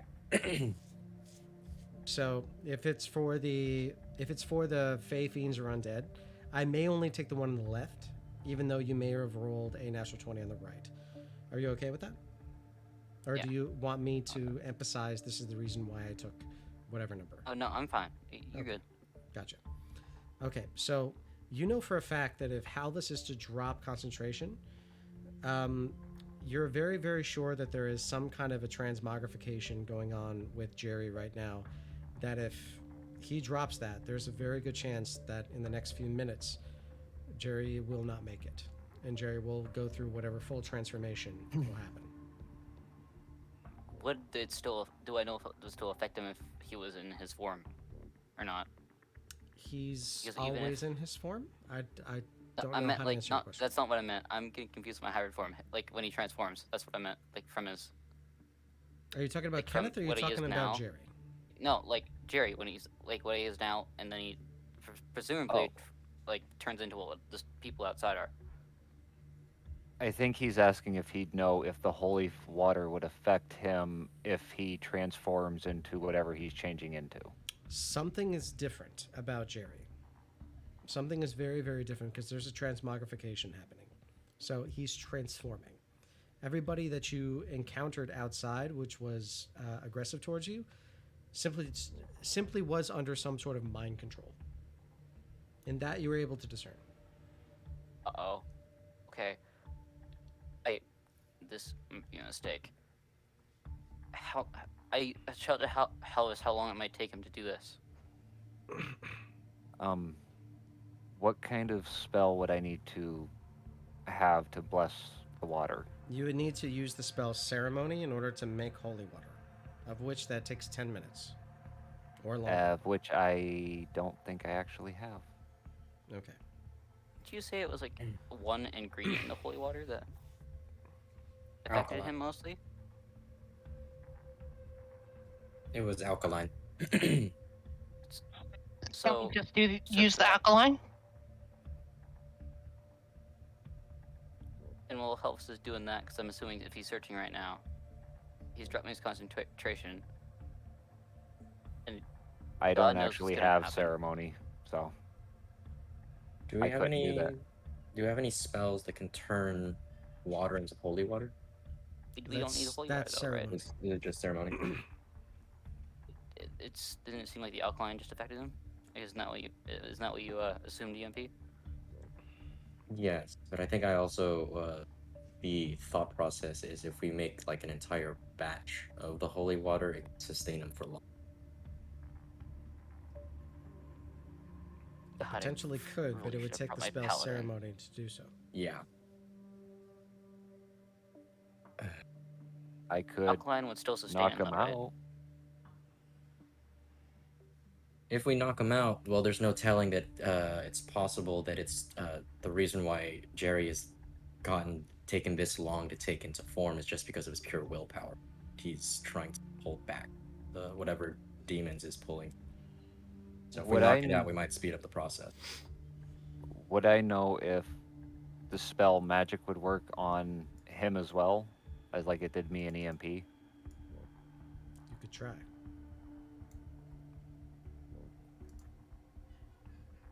Okay, well, I'm going to go for broke. Gerey, please lean down here for a second. Okay. And he puts his hands on your shoulder. As that happens, you notice that his fingers are starting to pop. And you're noticing that they're starting to grow very, very long very quickly. I grab both sides of his head, and I will, at 4th level, cast Dispel Magic. Okay. I need an intelligence saving throw, an intelligence check, please. I'm going to use my inspiration card to re-roll that. And as that happens, and you feel the power going through your hands and out the other side. And as that happens, you swear that you hear a scream or a high-pitched wheeze or a hiss coming out of his head, out of his ears, out of his eye sockets, out of his nose, out of his mouth. But at the same time, you see that he's still as bad as he has been. Roll me a perception check.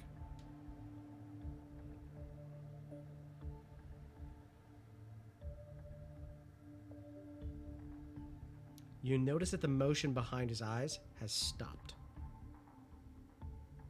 And you notice that something that was moving very, very vigorously is now just slowly floating. But still floating and still moving, just very slowly. And seeming to be free and unattached. I am sorry for asking all these questions, but you said his hands are like grown very long. His Whatever. fingers were.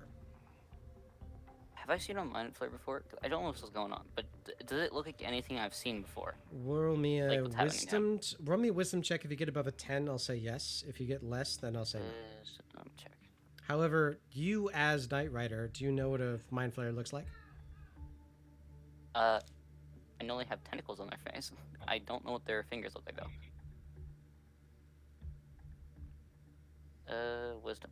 Oh wait, no, it's up there. I'm just being dumb. Sorry. Yes. I'll be right back. Nat 20. I'll be right back. Sorry. I see the net 20. I'll be right back. Proud of myself with that. Knight, hey, you're awesome. We have the magic pen. We can just write holy on the holy water and turn it into holy water. Oh, I forgot about that. I asked that at the beginning of the session. But that's what I posted in the tactics. I don't know why I was thinking whenever y'all What- wrote that out, I thought, oh, we'll just use the water in the ink. What if we write cured on them instead?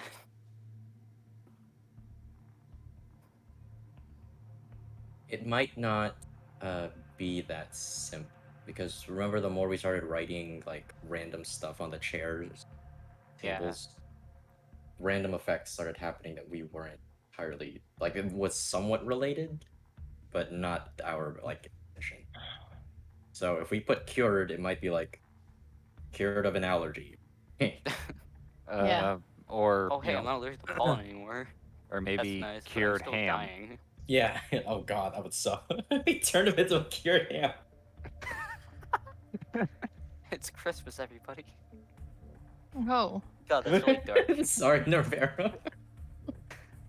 I'm trying to save him. Sorry, we turned your dad into a ham. I honestly did not know I had protection from good and evil. I'm now wishing I really brought tats because that would have really helped right now. I also got to remember I can change my cleric spells around, but that's not that ceremony's not one I'd think to actually keep on hand. Yeah, pretty situational and mainly for Weddings. guess. Well, that's one of them. I'm Doesn't most- have ceremony, but he has a lot This of whole- holy spells. I'd be able to This help. whole time while you guys are doing this, I'm just holding my father's hands, just like staring deeply. You know, the daddy's girl is getting upset. Yeah. We're just cracking jokes about your dad turning into a ham and you're crying about your dad turning into something. Well, at this point, EMP is very much intrigued from like the scientific aspect. It's like, oh, this might work. Okay, so This with the might kill him, information, but this might work. the information that we have said that, or what he said was that whatever's in his eye is now detached and floating. Floating free. Yeah. Thank you. We have a surgeon. I don't was actually know if thinking that. Nerbera would be willing to allow me to open this man's head when we have no anesthesia, Oh, nothing to keep him like Could knock him out. sustained. I am a cleric. That's oh god. I can preserve life. We're gonna have like a bootleg brain surgery right here. If it no. saves his life, is it worth it? Just get a hacksaw. Come Oh on. god. The bone saw. Is that what it's called? I don't know. I'm not Yes, really what into you're medical thinking stuff. is called a bone saw. The only items in my disposal right now is a rapier Okay. or You a a couple dagger. daggers. Yeah, I have a couple daggers. Flame tongue dagger cauterize the wound. Sorry No. about Oh my god. Yeah, you missed an interesting conversation. that. Well, anytime that my wife starts saying "ow, ow, ow" in the other room, I immediately think, "Oh crap!" Oh no, that's fair. Yeah. So, Totally fair. so the moment that happens, I'm out. But luckily, it's just everything's fine. She's just uncomfortable. That's good. Good to hear. Okay. What were you doing again? I completely forgot. The Trying first to idea save before, Gerey. yeah, Oh yeah. before we wound up at bootleg brain surgery, we're gonna try to do something that if this works, our wonderful chef, specifically Night Haze, pointed out, we have that magic pen, which we were planning on writing on one of the pitchers of water the word holy. Sorry, but I mean, it's more of magic. It's the magic ink and Magic quills. ink quill, sorry. Night Haze I- pointed that out. Yeah, Yes. in the chat, In Oh, okay. in Gotcha. stream The- chat, stream chat. Got it. 100%. and I brought I'm- it in to tactics. So Mm-hmm. That's fine. It's all good. I'm assuming one of the I'm assuming the water is in pitchers. How many things of water are there? You see many, many different things of water, and they're constantly refilling themselves. I'll write holy on like 2 of them with my magic ink. Okay.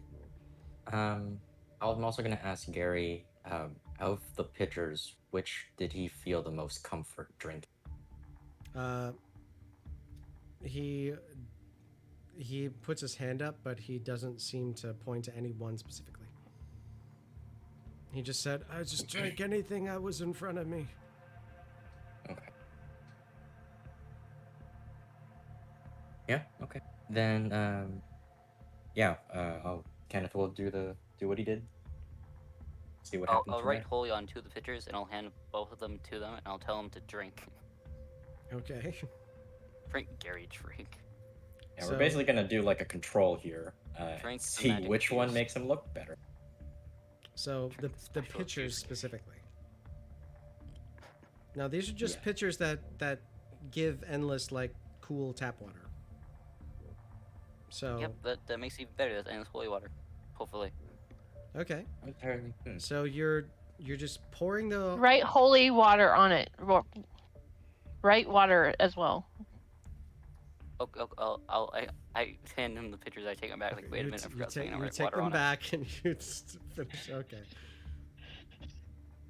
Right, well, I write water next to holy, Got it. All right. So and then I hand them back. all right. So you hand them back, and he begins to drip the water into his mouth. As that happens, you're watching it slowly go in, and you're noticing that the water does glisten just a little bit differently than it did before. But as it goes in, it doesn't seem to be having an immediate effect, and he drinks very, very slow. I ask him if it's like if it makes him feel any different, or like if it's just shiny water, probably. As he Sparkling drinks, water. he just says,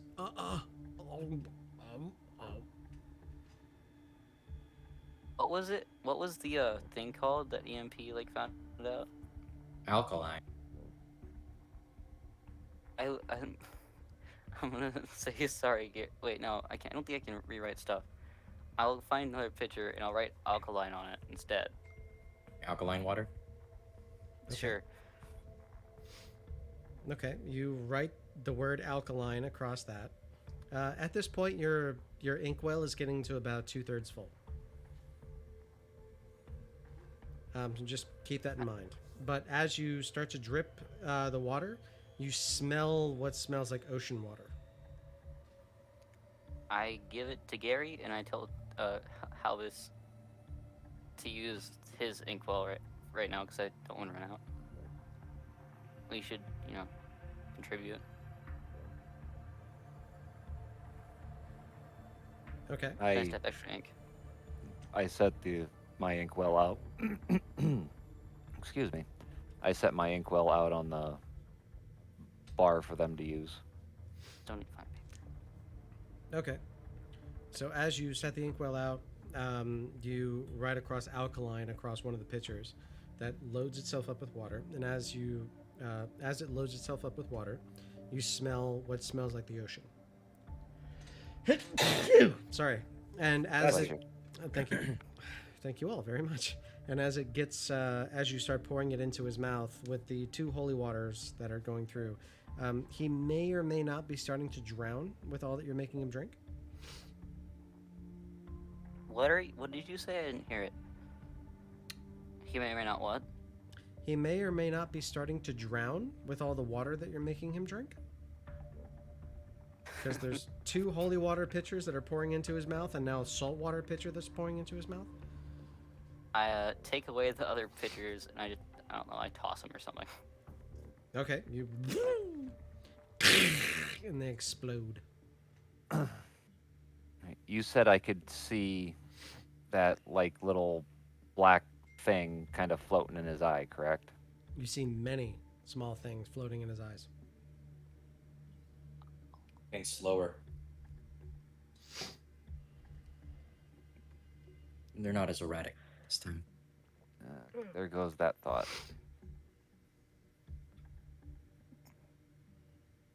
Yeah, I mean, I could.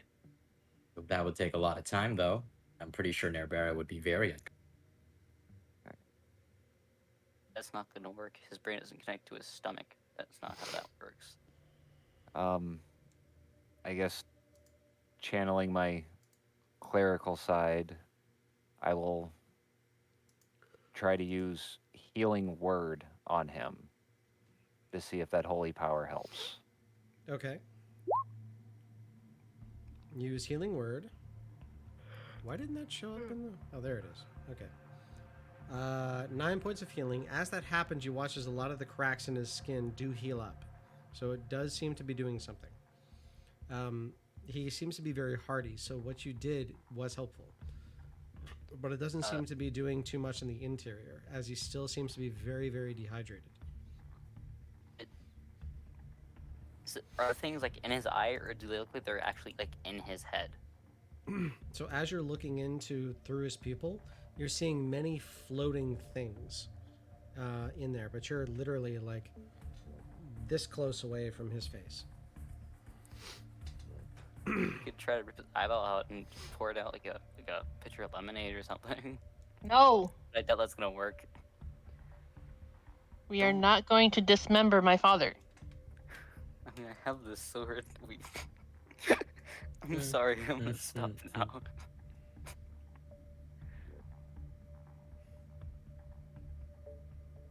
Being The alkaline seem to help at all? You are noticing that he appears to be, his lips appear to be moving much slower.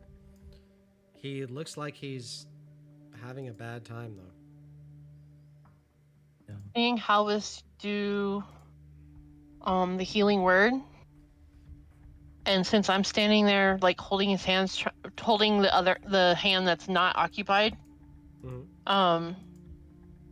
I'm going to cast at 3rd level Cure Wounds to try to just slow the progression of whatever's affecting him. Okay. Go ahead and cast the level 3 Cure Wounds. It didn't show up again. 15. Okay, got it. So that's total of 24. That's everything you've been doing. Okay.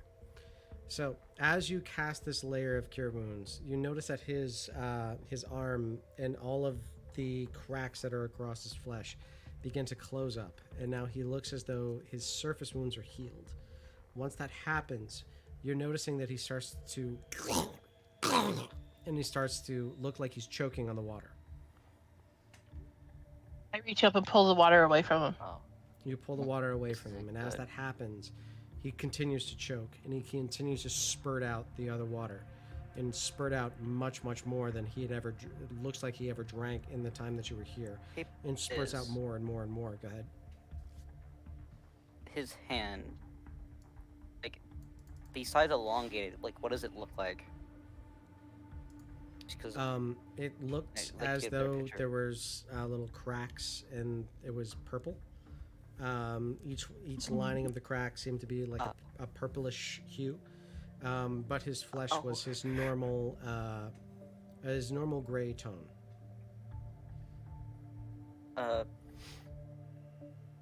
I would like to ask if, like, I don't know, like if it looks familiar to, like, I don't know, Elvis or whatever, like the color or like the way the hand looks. Halvis, as he looks at it, it doesn't seem to look too familiar. However, it's purple wound underneath gray fur. So, yes, that's not supposed to happen. If you have cracks in the skin, it's supposed to be red or gray or blue or something like that, but not purple. Not in this sheen. So there's no medicine check that's required for that. Okay, I am going. Well, real quick, does he seem to be cursed or charmed? Or maybe even petrified? Roll me an Arcana check, because all those things are magical effects. None of those. Nice. Okay, so then, yeah, the idea that we have Nerbera might. I'm Okay. gonna straight Before up tell Nerbera. So Kenneth, hang on one second. Everybody needs to hold on for 1 second, because so 7 things have happened specifically. So at this time, Gerey begins to spurt up water and begins to spurt up all of these different liquids that have been put into him. And as that happens, he doesn't stop spurting. And it is a large amount, as though he was spraying and vomiting and ejecting a lot of water from his lungs. and you don't hear breath. You don't hear breathing. You just watch as more and more water starts coming out of his nose and out of his mouth. And then you see his eyes grow wide, and then his eyes go gray. You look and watch. Eyes grow wide and You cut out after eyes grow wide. His eyes grow wide and his eyes grow gray. And after a little bit of time, Grow what? Gray. they grow wide and gray. And you notice that his body begins to convulse and his chest begins to pulse forward and back. And then he lies still, with water still coming out of his mouth. Is his like skin change at all, or no? It begins to turn grayish. Did anything You're else very- other than I don't think water we can or save your liquid? father. Horse, anything else was- continue? Did anything else other than liquids? Do we notice anything else other than liquids come out? Perception check, please.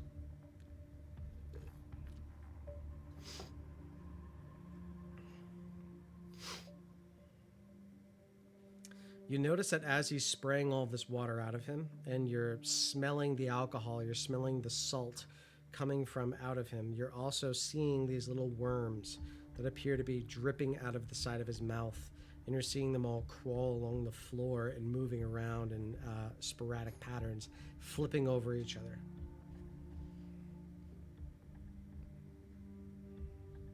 I'm gonna stomp on them. You and you stomp on each one of them. Each time you do so, purple blood smears all across the ground where you stomp them. However, there's now a small puddle of water where you are. So the puddle of salt and salty water is now blitzed with different purplish blood. I would like to do something else, and that is like if there's like any uncontaminated like pieces like of blood and like the worm, take the empty vial of holy water I had, like the vial of holy water that's now empty, and I would like to scoop it up in that. Okay. You scoop it up. That's one way to get a virus out of your stomach. Can How- I tell how if else-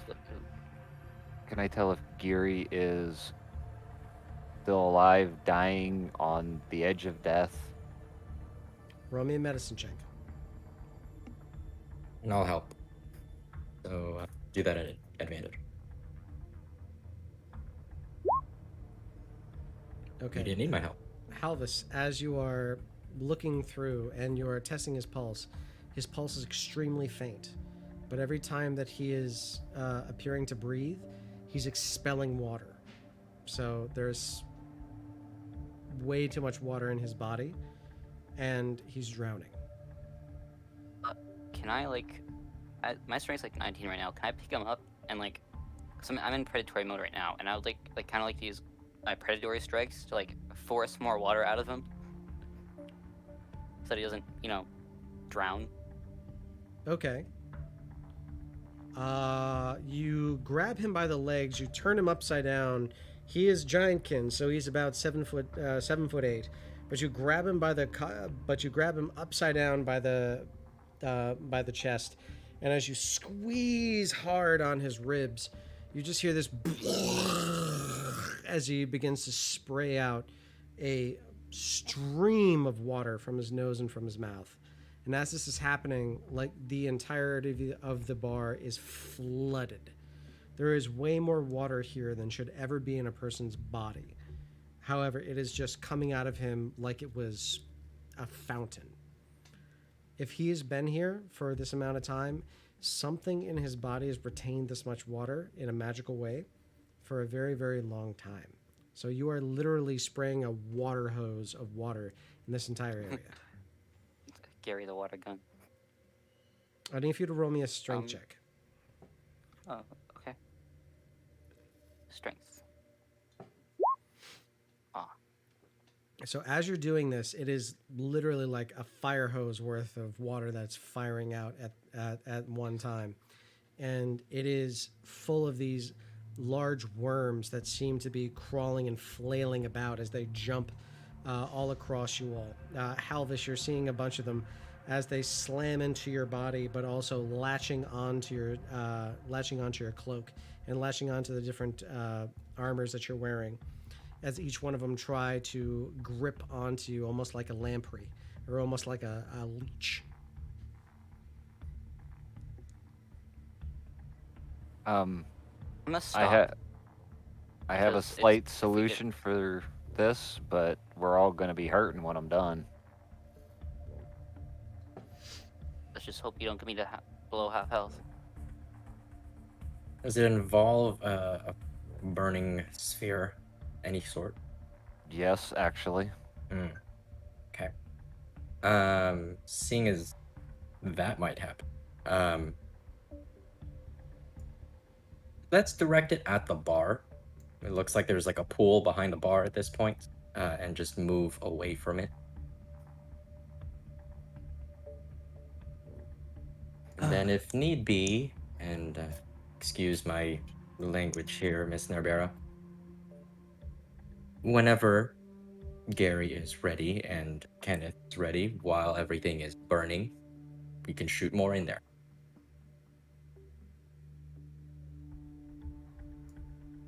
Shoot more what?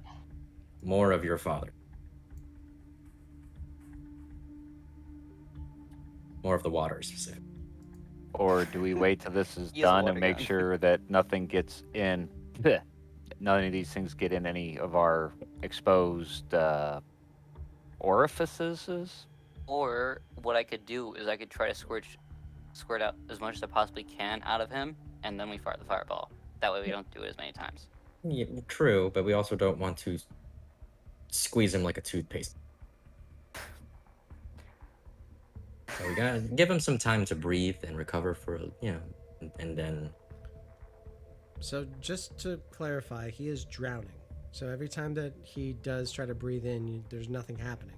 When he breathes out, a spray of water comes out. So I should just squeeze him more. Okay. So, and. Because that might break his ribs. If we're going I'll to be try not to break his continuously. ribs. If we're going to continuously be squeezing the water out of this man. I Okay. vote. Like a wet towel. Before we start doing anything, I'm going to run over to my father and cast water breathing. Wow! That's really smart. Okay. I wasn't aware. I didn't know we had that spell at our disposal. Nabera casts water breathing on her father, and as it happens, you hear. And as that happens, he says, "Get it out! Get it out! Get it out!" Okay, I'm gonna listen to him Well- and I'm gonna grab him and squeeze him more. Okay. You easily just. And as you squeeze and harder and harder and harder on this large Fiorbroke frame, you just watch this spray of water, and eventually the floor of the room that you're in is about 2 inches deep to the amount of water that this man has had in his chest.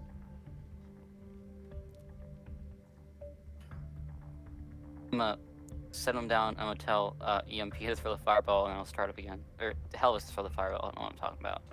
Okay.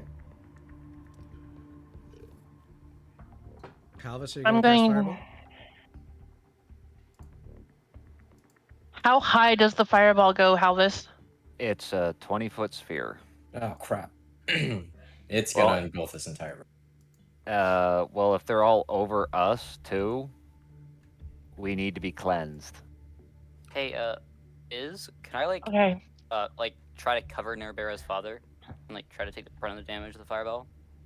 No, unfortunately, because fireball specifically says that it goes around cover. Ah, Yeah, that's the unfortunate part of fireball. It said it's a very overpowered 3rd level spell, and that's on purpose. Since Mende is more or less floating above me, I'm going to tell her to just disappear. Okay. I'm going to recall her, so she's not going to have to deal with the fireball. Okay, I'm going to send Mende over to the corner. Okay, so Kenneth, you finish the squeeze, and as that happens, he drops to the ground, is able to pull himself back up and puts himself over the bar. EMP, are you doing anything else?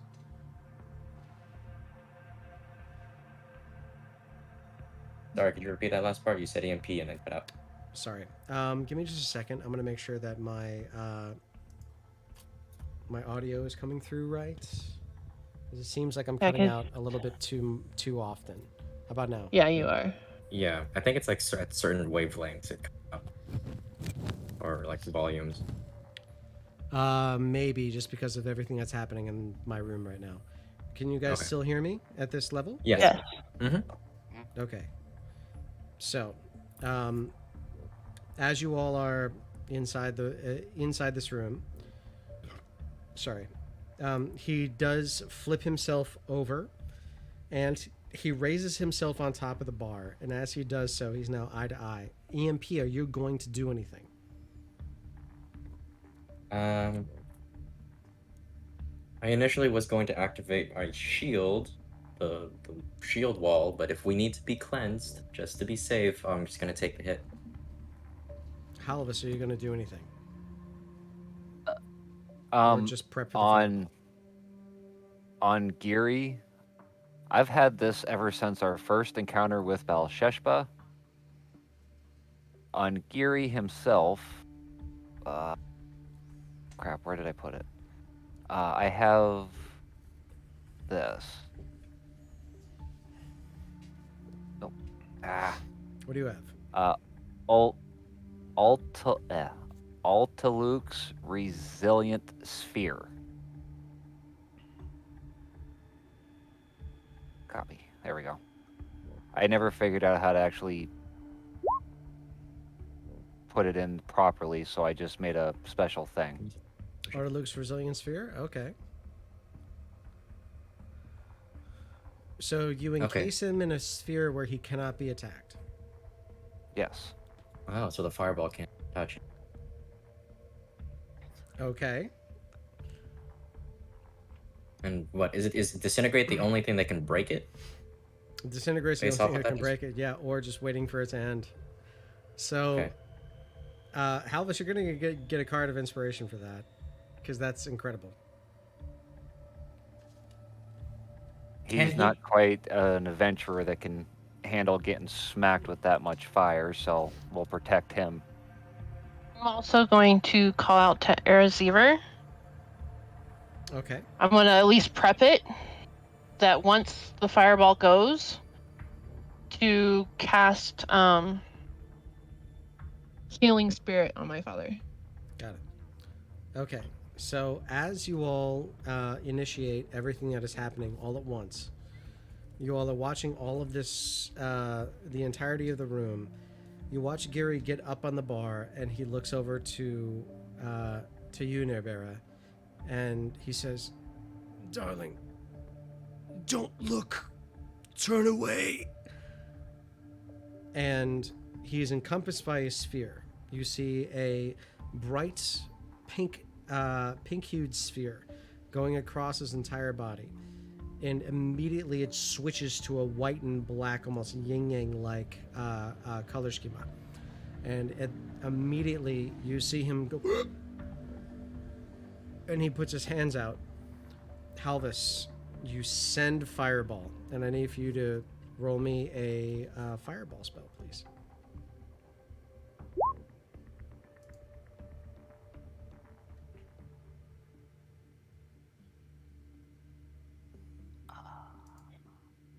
Also, a massive thanks to Nighthaze, who just made me 2 graphic banners and sent them to me. Thank you so much. So the fireball goes off in the middle of the room, and I need for everybody to please roll me a dexterity saving throw. Dex. Oh, I God. just want to save those to check. Oops, sorry. There's Dex. No worries. Oh. Okay. Because of my feeble body after being coming back from the dead. I'm just hoping I don't have to attack anybody if I get below half health. Okay. One That's what time, happens. I could use my shield mastery feat, but I need to take the damage. Okay. I'll just take the full hit. Just take the full hit. I will use the thing. At risk of sounding like our muscle-headed sorcerer, cleanse it in fire. So, are all of you taking the full hit? Is my question. Or are you trying to dodge it? No, I'll take the full hit. I'm welcoming the flame. If I don't So- want it to get Okay. any of those little worms. So Yeah. So am instead I. of like taking half, which I think is what happens if you save, we just Yes. take the full blow, right? Yeah, Mhm. we Or like you we're can making basically no effort to dodge it Okay. because we're cool. Sure. So this Cool guys entire can hit the room is fireballs. engulfed in a circle of fire. And as that happens, you just listen to and you watch as each one of these creatures, thank you, Light. Each one of these creatures are engulfed in a massive ball of fire. And you watch as a bunch of little purple puffs of smoke starts coming up from all of the water, which instantly flash steams. And this room is now the most uncomfortable steam room. However, Gerey, inside of Otaluk's resilient sphere, is completely untouched. I don't know if this would be Did you half guys my plan health, that, but by the way? No? No. No. Okay, Take so 39 damage, right? I was right to give the card of inspiration to Halvis. Yeah. While you were away, we had this idea of performing brain surgery, Craniotomy? Yeah. craniotomy on him. Jesus. Because there was the idea since we can see all these little floating things in his head. Let's just split him open. And Halvis was like, I can heal him while you cut into him. Hey, That's Biz, not a good idea. Go ahead. I No. got like a really important question because if this is half my health, then I kind of think attack the closest person next to me. Is 47 half of 86? No. No. I have no clue. No. You're just above half. Oh, thank God. I think I would have instantly pounced on EMP if that happened. So is If 86 it was 40 is damage. so half of 46. Sorry, half of 86 is 43. You're just skimming it. You're Hmm. so what is the damage we took? 39. 39. 39 total. Okay. As All right, sorry. Be right back. I'm right at half. First. I'll be right back. okay, Well, I'm just above half. I'm at 53 of 103. Halvis is literally 1 point from half. I am so glad I remembered I had that spell. Yeah, that was really cool. I have completely forgot it. I was like looking through everything that I had for spells. I'm like, wait, water breathing. What? our first run-in with Belsheshba. So, a year ago, Yeah. I got that spell when my intelligence was cranked all the way up to max because I wanted the power to protect my family. And I've always just forget I have it because I've never seen an actual real use to use it. I do have a question for you guys. That death symbol next to me. Does that mean I'm gonna die? Because I is that what happened think- when I flipped my card, or is that what happened when I ate the brain? I want to assume that's the brain. I believe Yeah, so. it came on when you ate part of the brain. I have hope a I'm feeling fine. you might be slightly diseased. I think this is like one of my only characters that's not like immune to disease, and I hate that. Well, the good news is at the caravan we have a gem that makes you immune to disease, and if you're already diseased, it suppresses it. We do? The periapt of health. Oh, yeah. We're I all forgot good. about that. We're all good. That's good. Yeah. I like to think as the flame was going, like EMP was just staring straight into it with arms crossed. The cool hand. Just put sunglasses on. The best way. No better way. I'm like Ace from One Piece, just dropping a huge sun on us. Yes. So I'm calling Erzevers with the healing spirit. Okay. Ah, that's a fine, Erzevir, yeah. Through the Erz- whole room. sure. Erzevir dives through with the whole. Screw it. I'm gonna say the Holy Spirit, and the Holy Spirit does heal you. Oh! So as you all feel the feel the Holy Spirit, which is just the spirit of two small cats that named after Clue characters, as they walk through each of you. Let's see. That's 1, 2, 3, 4, 5. Each of you get to get 2d6 of healing. So we just roll 2d. Oh, does it not last for the full minute? That's that's 10. That's 10 10 heals. There's 5 of you in the room, so 2 evenly each. So 2d6. Got it. That's 6 to Gerey. There. I'm a little closer over half. All right, so Jerry's actually looking much better. Ow!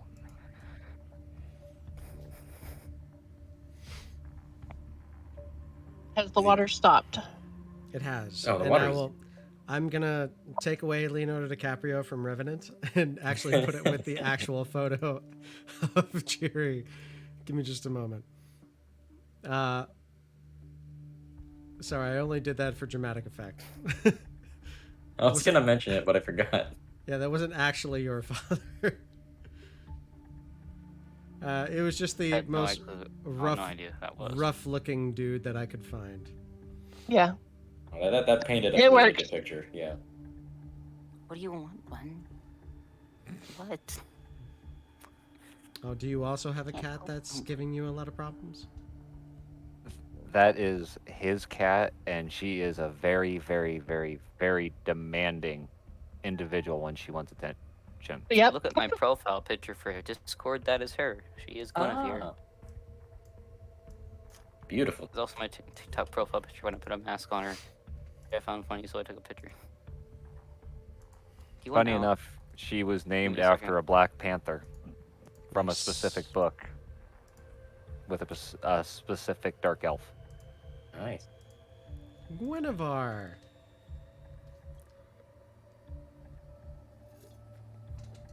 Also, R.A. Salvatore, if any of my viewers or any of you all haven't read his stuff, don't read the books. Get them on audiobook. They're the best investment you will ever make, especially for Victor Bavine. Victor I'll have to Bavine, remember that. Victor She just wanted Bavine, if out. you're listening, I love you, man. You are dritzed in my mind. Okay. As Gerey does come to, he now looks way better than he ever has, and although still in Odaluk's resilient sphere, he looks much more like himself and much more like Nerbera. As you can see, that Nerbera has Gerey's nose, facial features, everything. They're definitely father and daughter. I would like, because I have a feeling that the people outside are gonna, try to do whatever, happened to him before or whatever. So I'm gonna tell him to stay in here, and I will hand him the extra dagger I have on me. Or I don't know if he has any weapons, but I'm gonna give him a dagger anyways, just as a gift, I guess. Whatever. This is a way of saying keep yourself safe and don't leave this room. Okay. As he does so, he says, "Thank you. I appreciate all of that. Can you take this away? I had things I want to tell you."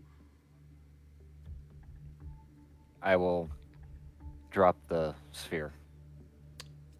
Also, thank you for making me not repeat that elsewhere. I was very worried that my audio didn't catch that. Stop it. Okay. So as he continues to speak to you, you drop the sphere, and he says, "Thank you. Oh my goodness, thank you. I was sick for days. I thought I just had a very bad case of something." No, Well, you technically did. I'm so sorry. You should listen to Taz, man. I should have. Listen to I everybody should have who was listened there. to all of you, and I am so sorry. He reaches over and he grabs Nabera by the top of the head, and he just begins So to it's kind of kiss. our fault. We use like brute force off the bat. He begins of. to kiss Nabera on the top of her head, and is, "I'm so sorry, my sweet, sweet plumpkin." Oh, and he grips you hard into a huge bear hug. All the while, you can feel his muscles trembling underneath what you only know as fear. And all the same while, you can hear the crackle in his voice. And he says, thank you so much, everyone. I wanted to tell you, I know what's happening here. This used to be our stronghold. This used to be a place where all of us could be safe and discuss whatever we needed to, and the understanding of the global scheme, not just for Ildidamine. We are progressiveness, not just nationalism. So therefore, this is our place. This is our place to speak. This is our place to be. I know what's happening. They've gotten into my head. Those bastard brains. There are mind flayers here. I know that you've seen them, because I've seen you. When you were in your home, I knew they were there. When you were in the place that we bought for you, I knew you were there. When you were in that foul basement, I knew you were there. Listen. Listen carefully. They are here. They have imbued themselves inside of our sacrificial altars. You must destroy them. You must destroy everything about them. They are in this building. We have an armory. We have something that could help you. We were meaning to fight against this horrid abomination that is the brain. Help us, and we will help you. Please, destroy the altars. They will not help you. If you do so, we will bring you to the armory on the 3rd floor. I look at him because, well, it's very important. And I say, we were going to do that anyways. Or, yeah, something along the lines of that. Because that's what But we came here for, to destroy the brain. But we appreciate the guidance. Is there an altar on this floor, Gerey? No, all of them must be above ground level. They're on the 2nd floor. Do not touch them. You must break them. That information is a little late. Yeah. 3 of us have already felt it. So we did notice that each altar spoke to one of us. Then I'm sad to say, but you are infected.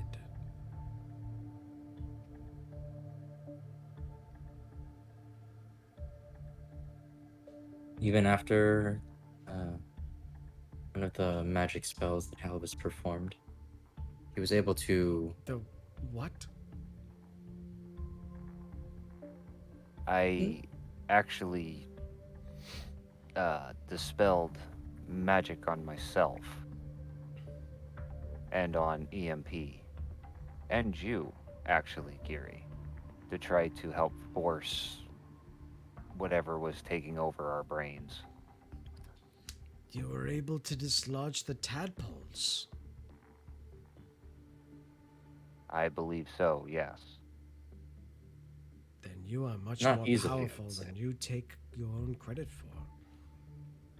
I am blessed to know you, Halvis, and I am blessed that my daughter is to know you as well. If you were more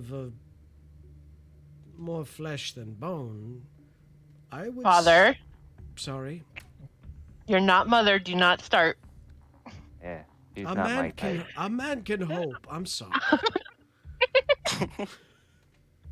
She's a little bit too big for my taste. Big as in tall. Excuse me, sir. Then you see him pull I the dagger really quick. I tap Palvis on the head, just standing next to him. I fight, just tap him on fight. the head. Oh. Oh, I'm so. Oh, you little rascal, you. Oh, got it. Got it, dear. Sorry. Um. Anyway, if you need What is refuge, we will have you here. The walls are lead lined. The only way they're able to get into this area is through our portals, which we have in our altars. I do not know how. I do not know why, but I believe that some of our own have been infected. We usually are able to find out simply by this. And he reaches for his badge, which isn't there. I show the badge in my hand and point to the one on my chest. That's it. It only reacts to noble blood, and they only seem to be after those of noble blood. I Wait a minute. pull out the book and open and say, I believe Is- they've already acquired some. Hey, There seems to be Biz. stages. I heard Biz first. Go The ahead. book is like that's like naming off people of noble blood. So is Taz just in the book because he was dumb and connected with a mind flayer, or is that why he's in the book? Taz is in the book, I- but he's not underneath the same chapter as the others. Okay, so it's just stupid. He got it. I forget. Is this book magical? It is not. Okay. It is just a ledger. Okay. Was it protected when the fireball went out? I'm not gonna burn the book. I'm just double checking. I'm Yeah, gonna but- ask my father what's past the 3 doors to the north. If he knows what's past. He says, the one on the right's just a storeroom. That all that we just keep there is provisions. To the one to the upper area, that's you can find a staircase that goes up. And the one to the upper left, that is a writing room, but it will bring you to the area which has some more information for you. But I do not want to bring you there just yet. Please, yeah. go to the altars Sorry. first. Break the. I asked him if it has any paper in it. If he knows it has any paper in it. Of course it does. This is a place where all we do is write. I'm gonna rush in there and grab all the paper I can. Trust I'm me, going to reach and stop him first. I'm gonna reach over and just grab his jacket and stop him. I need the paper. I have magical ink. This could come in very handy. No. What do you mean, no? We have priorities. We need to take care of these altars before anything else. Okay, If Night Rider, you're getting a card of inspiration because I just realized the best response, if I'm ever a player, is, what do you mean, no? That is the best response ever. I want the paper. If I was if I'm gonna be like a 35-year-old guy at a table at a local game shop, and I said, "But what do you mean, though?" Perfect. It's That's like my perfect. response It's to everything. perfect. I'm gonna flip it. You're gonna flip it? All right.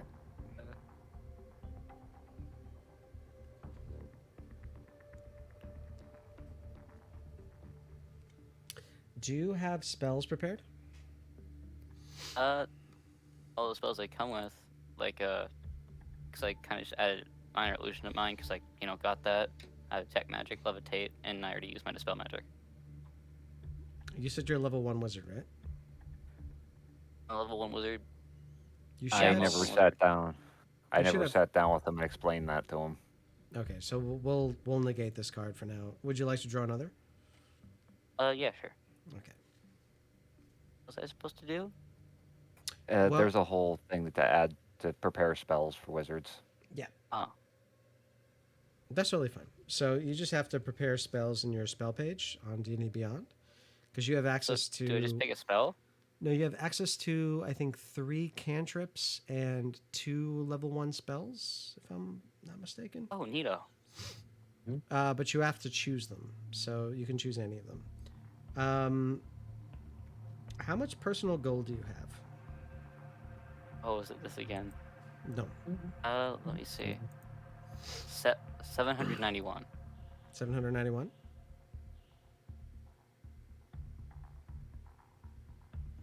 Roll me 3d10. Oh. 3d10.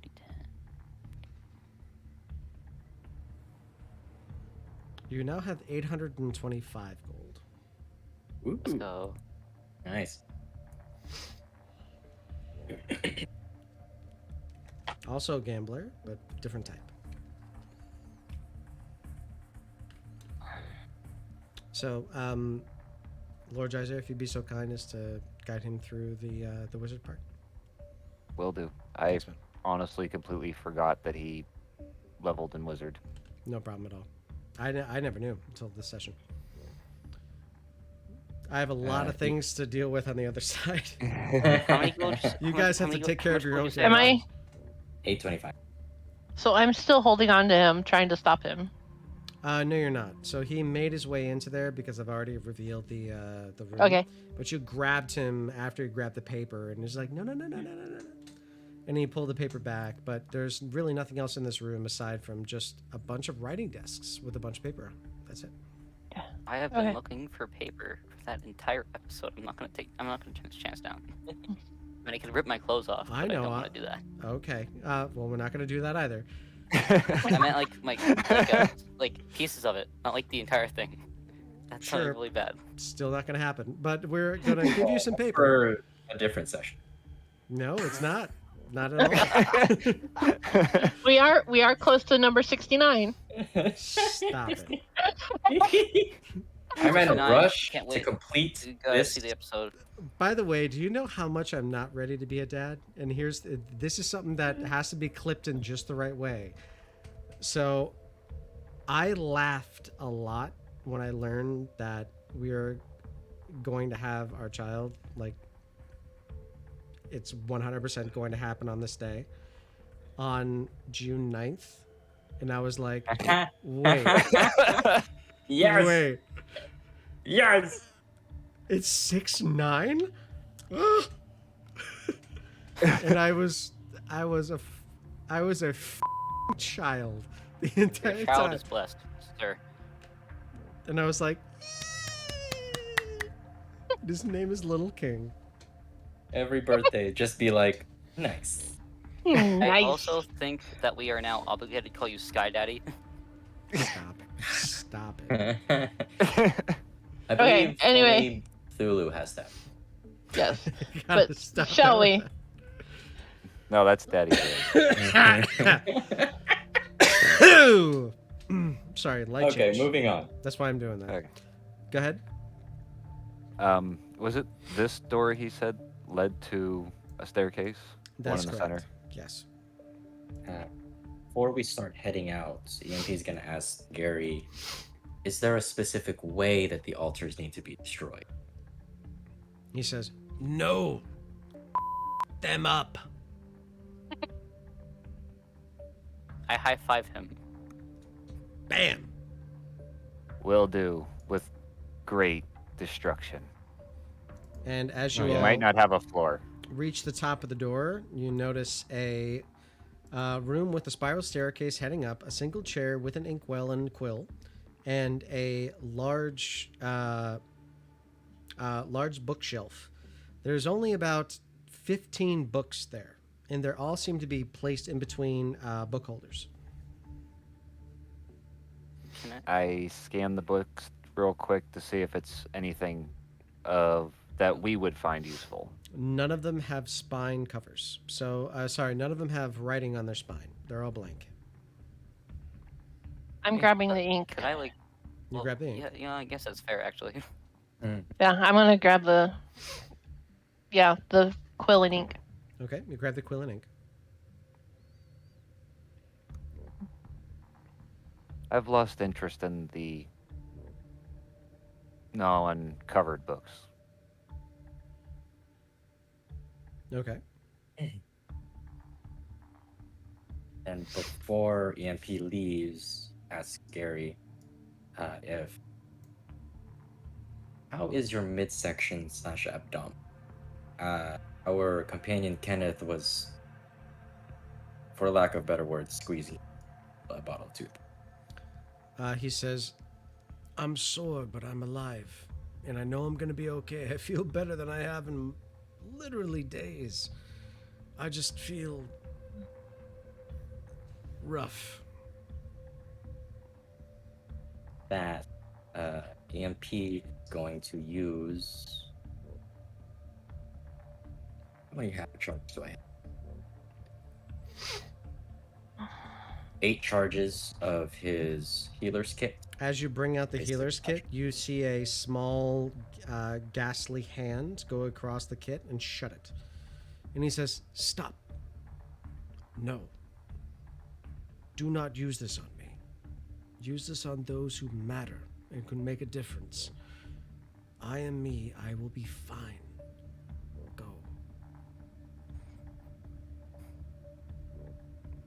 If you are sure, because in my eyes, I believe you might as well. Stop. Go. I will be okay. Very well. Starts departing to go reconvene with his companions. Okay. I'm gonna give one last look to my father before we fully go inside the room, though. He gives you a massive smile. I give him a peace sign as I go up the stairs. Okay.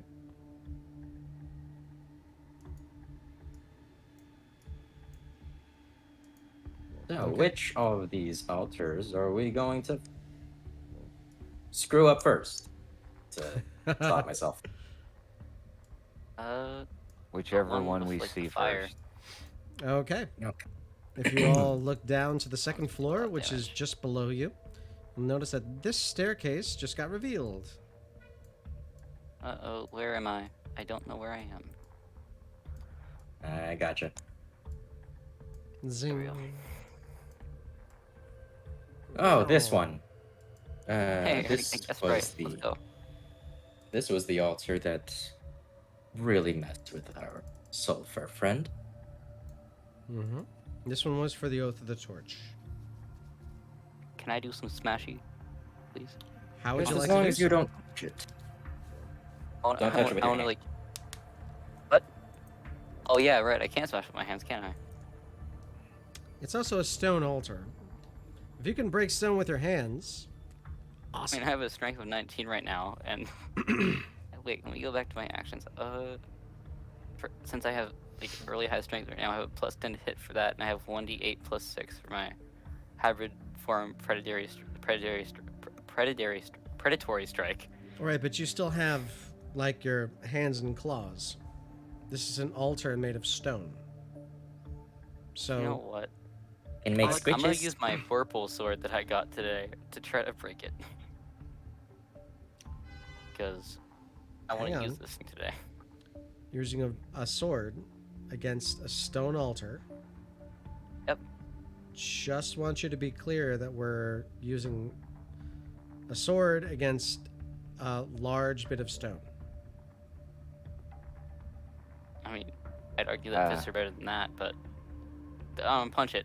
I'm gonna punch it. You know what? I'm a wreck it. You're gonna punch Yep. it. Yep. Do I roll a hit or do I just roll a? Oh wait, no. I'm just being dumb. Unarmed just roll strike. this. He's going Yeah. full Wreck-It Ralph. Predatory strike. Okay, 16. So it's an immovable object, so you're able to strike it very easily. And as you do so, I need for you to roll me an intelligence saving throw. Uh-oh. Shouldn't have done that. At disadvantage. Oh, disadvantage. Then I'll roll again. What do I do to do disadvantage? Just roll Just again. roll a normal one. Yeah, just roll one more normal one. Okay. So 5. As that happens, you start to everybody else sees your eyes roll into the back of your head. You kneel down Oh, on the no. ground and you lean backwards. And you I should have done and that. just stay there for a minute. Everybody else sees this. at the Good very Chicketh. back of the altar, or aiming for the back of the altar, because I'm assuming. Oop! Hey, I turned myself. I'm assuming that Kenneth, are you there? Yeah, I was trying to smash the front of the altar, to try to smash the pieces, cause sword. I I'm don't want to gonna scuff up my new sword. I'm gonna aim here, which I Okay. think should keep everybody out of range. And I'm gonna shatter it. Shatter it. Got it. So it's a 10-foot sphere, so you have to aim for the back of it. So this block here. Okay. Yeah. Okay. So you're going to try to shatter? Yes. Okay. With that, it just happens. And as that happens, and everything explodes outwards. As that happens, the wall is also going to take some damage.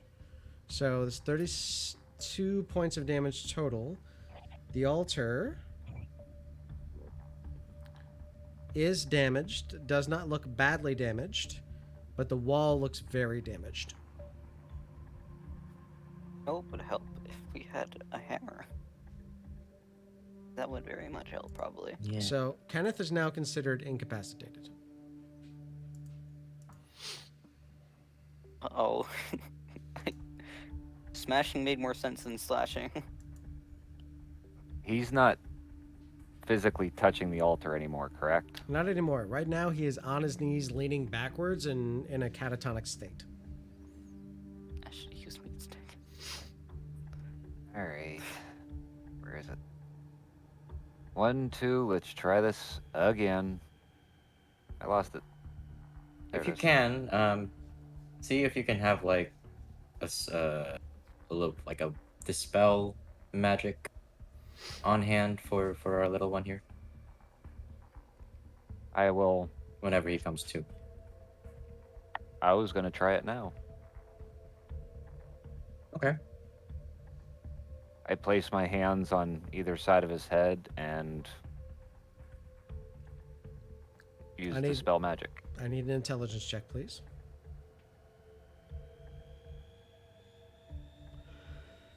As it happens, and you watch as the entirety of his head, you see some kind of chaos come out of either side. And Kenneth, and he jumps back up to his feet. Did I see anything while I was in that state, or was it just You black? did. You were at the middle of a very lucid dream. You saw yourself surrounded by a bunch of leaning up tall bird folk. Each one of them had razor sharp saw like beaks. And then you saw the largest one coming down upon you, and you saw it aiming for your throat. And the moment that it latched onto you, you woke up from your dream. And now you're here. That was cool and scary as heck at the same time. You remember agree. Gary saying we shouldn't touch them? Smashing made more sense than slashing. I didn't want to scuff up my new sword. Smashing is touching. I didn't have any smashing weapons, so I used my hands. It made the most sense. EMP. Yes. Would bashing it with your shield do any more damage, or should I just see if I can't blow a hole through this building? Because that's what I'm going to end up doing. I'm afraid the most my shield bash could do, seeing as how I have little strength to back it up, would be as equivalent as me. Punching it. Ooh, sorry.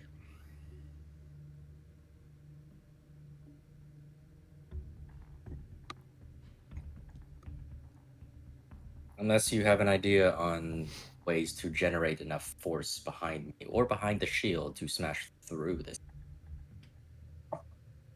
We could like all try to like wail on it at the same time, like how you use like I don't know, like the blunt side of my daggers. We could all like try to wail on it at the same time.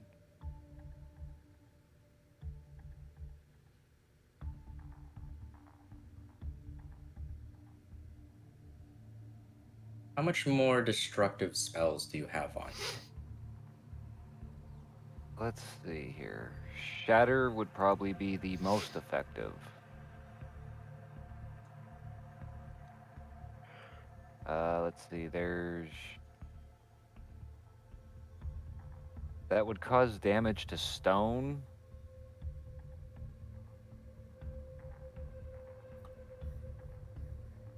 I think Shatter is the only thing I have, to be perfectly honest.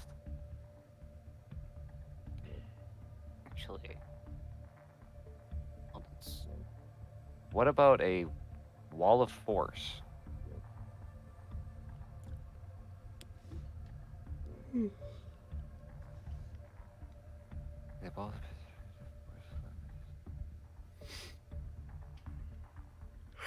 I guess depending on how you use it, I'm not entirely sure if that would cause it to crumble. The best that I can do is at least make a wall with the shield to cover us from any blasts that might, any shrapnel that.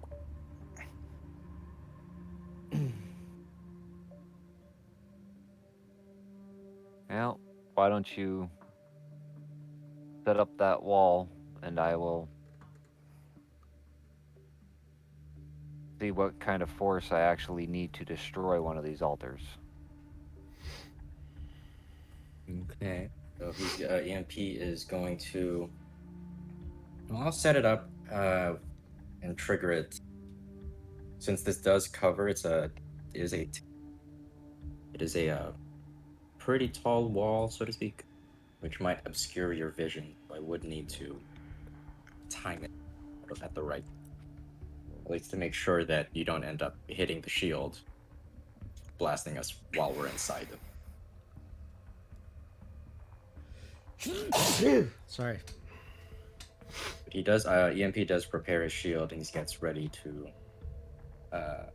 speak a trigger word, giant. Okay. Whenever you're ready. Let's crank it up again and see what kind of a hole this makes.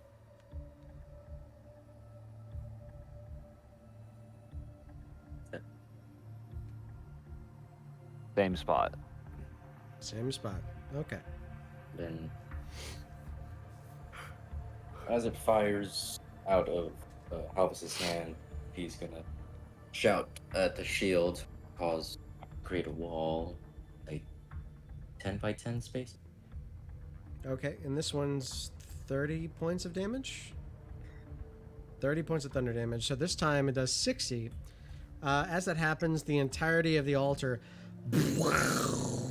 and it explodes out. You put up the full shield. Everybody behind it is entirely protected. The wall behind it and the altar itself is completely destroyed. And as that happens, you watch as there is some kind of a tendril in the very, very center that arcs up and that starts to spin and goes towards you all. I need for you all to roll me initiative. Ooh. Remember to click your tokens. Mhm. Yep. And the shield wall still is gonna take myself there-ish. Mm-hmm.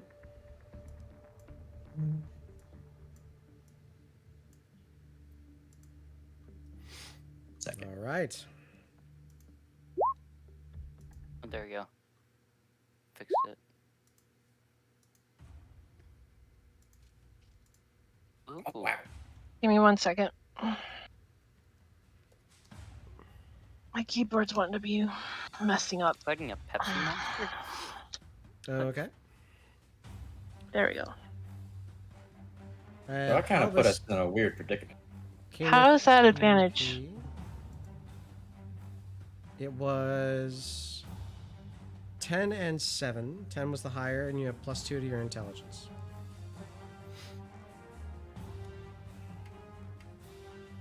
Wondering why it doesn't show it there. Happens. Okay. Kenneth. You're up first. I would like to unsheathe the long sword that I've gotten today, and I would Okay. like to attack. Is Go the for wall in the way? How did I just do that? I just popped out the chat in Roll20. Oh my goodness, I think I just made a big mistake. Yeah, you can pop it out. I have to restore the thing. I didn't know I could do that. I think I double clicked it. That's a new thing. Okay, we're going back. Sorry. My fault. Okay. We're back. Kenneth, you're up. I rolled. What did you roll? You rolled a natural 1 for the Vorpal Longsword. Okay. So as you and you slice across, you hear the snicker snack, but you hear it snicker snack against the wall. I'll attack again because I can do that. Mm-hmm. 23. Nice. 23 does hit. You're slashing one-handed or two-handed? Say two-handed. Okay. It's 18 points of damage. All right. So 18 points of damage on that second attack. You are still in your beast form. Do you have any other things you can do as bonus?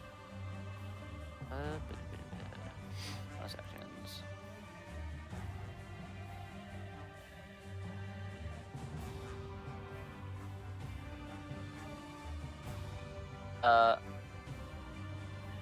I think I can do a blood curse on it. Potentially, yeah.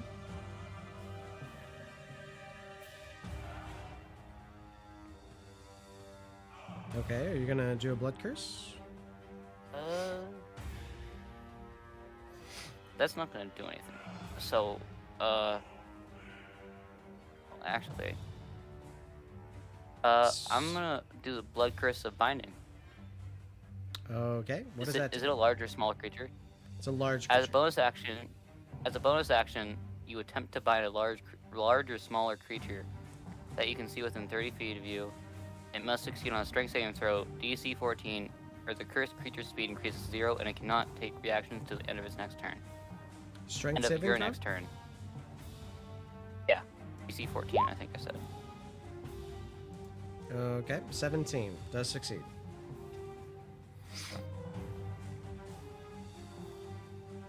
All right, and that's your full turn. Are you gonna move?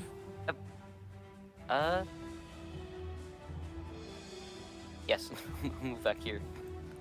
Okay, you Never are gonna mind, get an I'll- attack of opportunity.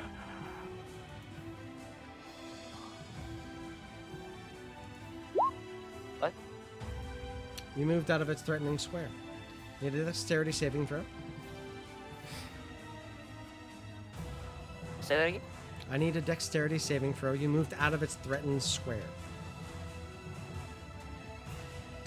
Okay. You are not grappled, but you're still going to take 12 points of necrotic damage. All right. This is now the creature's turn. Hey, so I'm at half health. Oh shit. Okay. Well, your next turn's going to determine what happens next, but your current turn is totally fine. Sorry, Elvis. You'll be okay.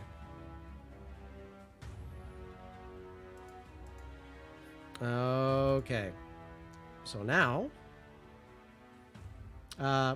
it is going after Nerbera. Nerbera, I need it's 19 to hit. What's your armor class? Right at 19. 19 will hit. So I need a Constitution saving throw. You're going to take 10 points of cold damage regardless. You are paralyzed. You may try to get out of the paralysis at the end of each of your turns. Hold on, I'm trying to think. 'Cause I have it shows that I have a resistance to cold, but it's from the boon that I had before I died, so I don't probably have that anymore. Which one is it? Centuia's boon. No, you've died. So at that point, it's not around Okay. anymore. Okay, so A 10 points 10 of cold points of damage. cold. All right, Okay. Nerbera, it's your turn. You are paralyzed. You may try to save against it. So try to do a Constitution save. Your DC is 18. The con save. Yeah, Constitution save is 18. Nope, I'm still paralyzed. Okay. Halvis, it's now your turn. While I'm paralyzed, can I still command Minday? You cannot. Okay. You take no action whatsoever. Okay. Halvis, you're up. I'm going to move up there, and I am going to cast a 8th level blight. Oof. Okay. Constitution save. Give me a second.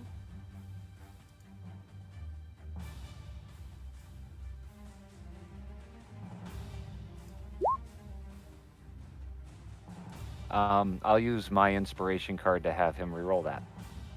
Okay. Dang it. Sorry.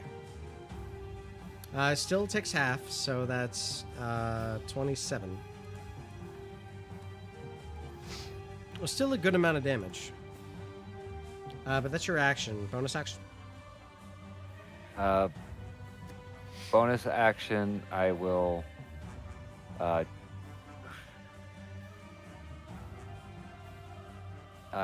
drink a healing potion. Okay. 2d4 plus 2.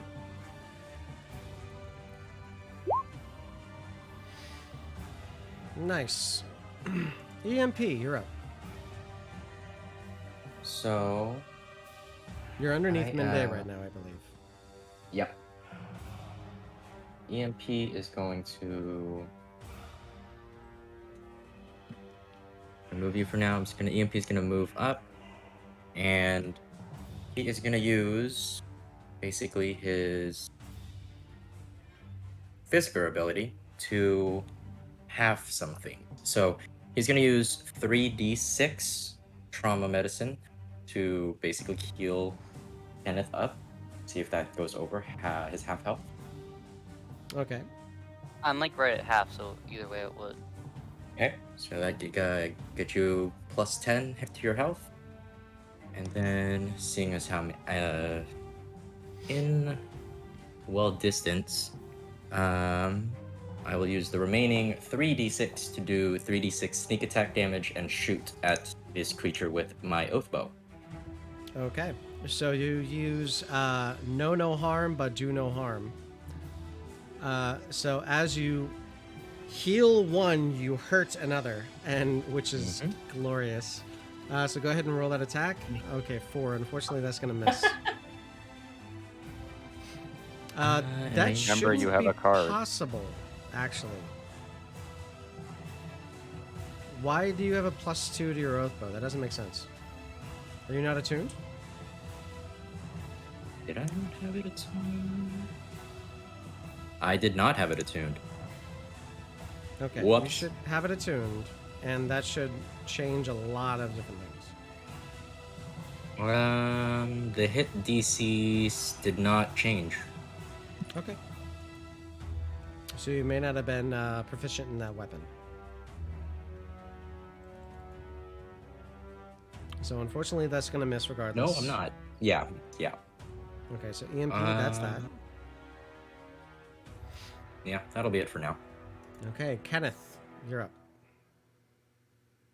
Seeing as how I have to attack someone this turn, I will once again use my Vorpal sword and try to attack it. Ooh, nice. I'm sorry, there was not a single complete sentence in anything that you just said. What is happening? Yeah, I know. I'm very tired. So I'm So gonna am I. pull up I'm gonna pull up my sword, Kashing. and I'm gonna slash at him with it. At who's him? This dude, the only enemy there. Alright, so are you moving back in range? Are you moving back in Oh, range? Yeah, that's what I meant to do. I'm sorry. Okay, I'm that's very what out of it I'm. right now. You were next to EMP, and he was the only one you could have slashed when your token was over there. So I just wanted to make sure. Okay, so 20 does hit for. Are you doing one-handed or just two-handed? Hmm. I'll do one-handed. Why not? Okay, so you must be one-handed for the next couple of attacks. All right, next attack. Because they didn't get more than one. 27 does hit for 16 points of damage. Okay. Things looking pretty rough. Bonus action? I think I can try to find him again with my curse. I don't know though. Give it a shot. Let me see. Oh yeah, I want bonus actions. I'm being dumb. I'll try to bind him again. Okay. EC 14. DC is 14. 1-4. Constitution? Or strength? Strength. It's a strength, yeah. 21. Aw. I'm sorry. Okay. He's It too isn't- slippery. It is now this creature's turn. This creature is going to go after Nabera.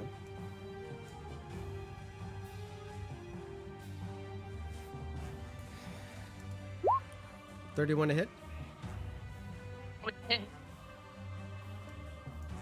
Okay, that is 59 points of piercing damage.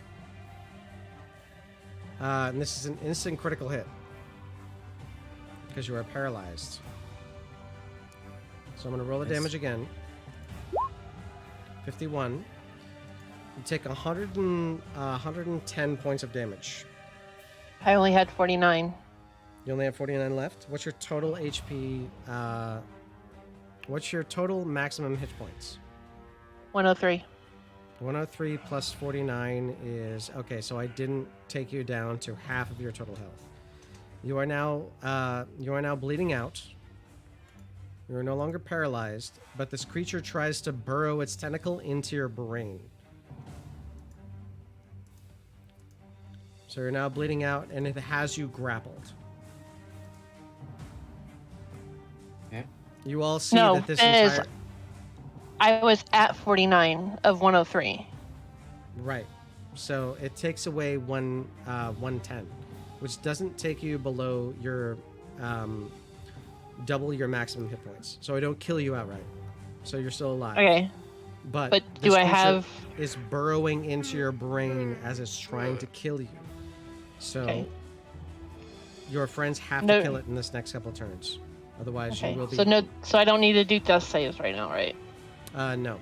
Right now, you are Okay. considered at 2 failed death saving throws. Okay. Halvis, you're up. Seeing Nabera fall just straight up pisses me off. I take my skeletal hand, point my finger at it, and I cast Finger of Death. Okay. Con save? Yes. 19. Does it take half damage or no damage? Half. Half of that? Okay, so that Yes. is 29. Okay, this guy's on his last legs. He's barely holding his form together. EMP, you're up. Okay. Well, your emergency medical professional is here and is going to use his action to activate emergency resuscitation. When a creature is making death saving throws, I can use my action to stabilize the creature if they are within 5 feet of me. Okay, so at this point, you know that your medical saving throws, your medical procedure would not work because this creature is trying to eat Nabera's brain. So therefore, it's not going to work at this point. So you know that before you'd ever make that action. So I will allow you to rescind it. Okay. So in that case, we are going to... EMP will move over... Yeah. EMP will move over there and will slash at it with the Blue Dragon Fang Rapier. Okay. Yeah. 21 does hit. How do you want to do Like, this? Okay, so seeing as how Nerbera is not looking great, and I know that I can't resuscitate her right away unless we take out the creature, EMP is just going to slide in beneath Kenneth and Halvis, quickly draw out the Blue Dragon Rapier, and just straight up rush it, pierce it straight through its neck, and let the just as it's about to make contact, a flicker of sparks start to move from his hand into the sword, activating the lightning damage within it and electrocutes it from the inside. As you watch this massive tentacle-like creature starts to and explode as though you're putting a bunch of tinfoil in the microwave. By the way, never do that. And it just explodes outwards. As that happens, the entirety of the room is covered in this nasty gelatin-like of muck. Nerbera's head is now completely taken away. However, a lot of her hair has been shifted into different places as there's been massive trauma to the top of her head.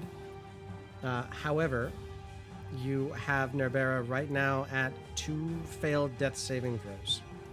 So, EMP, that is your attack. Do you have a bonus action that can help?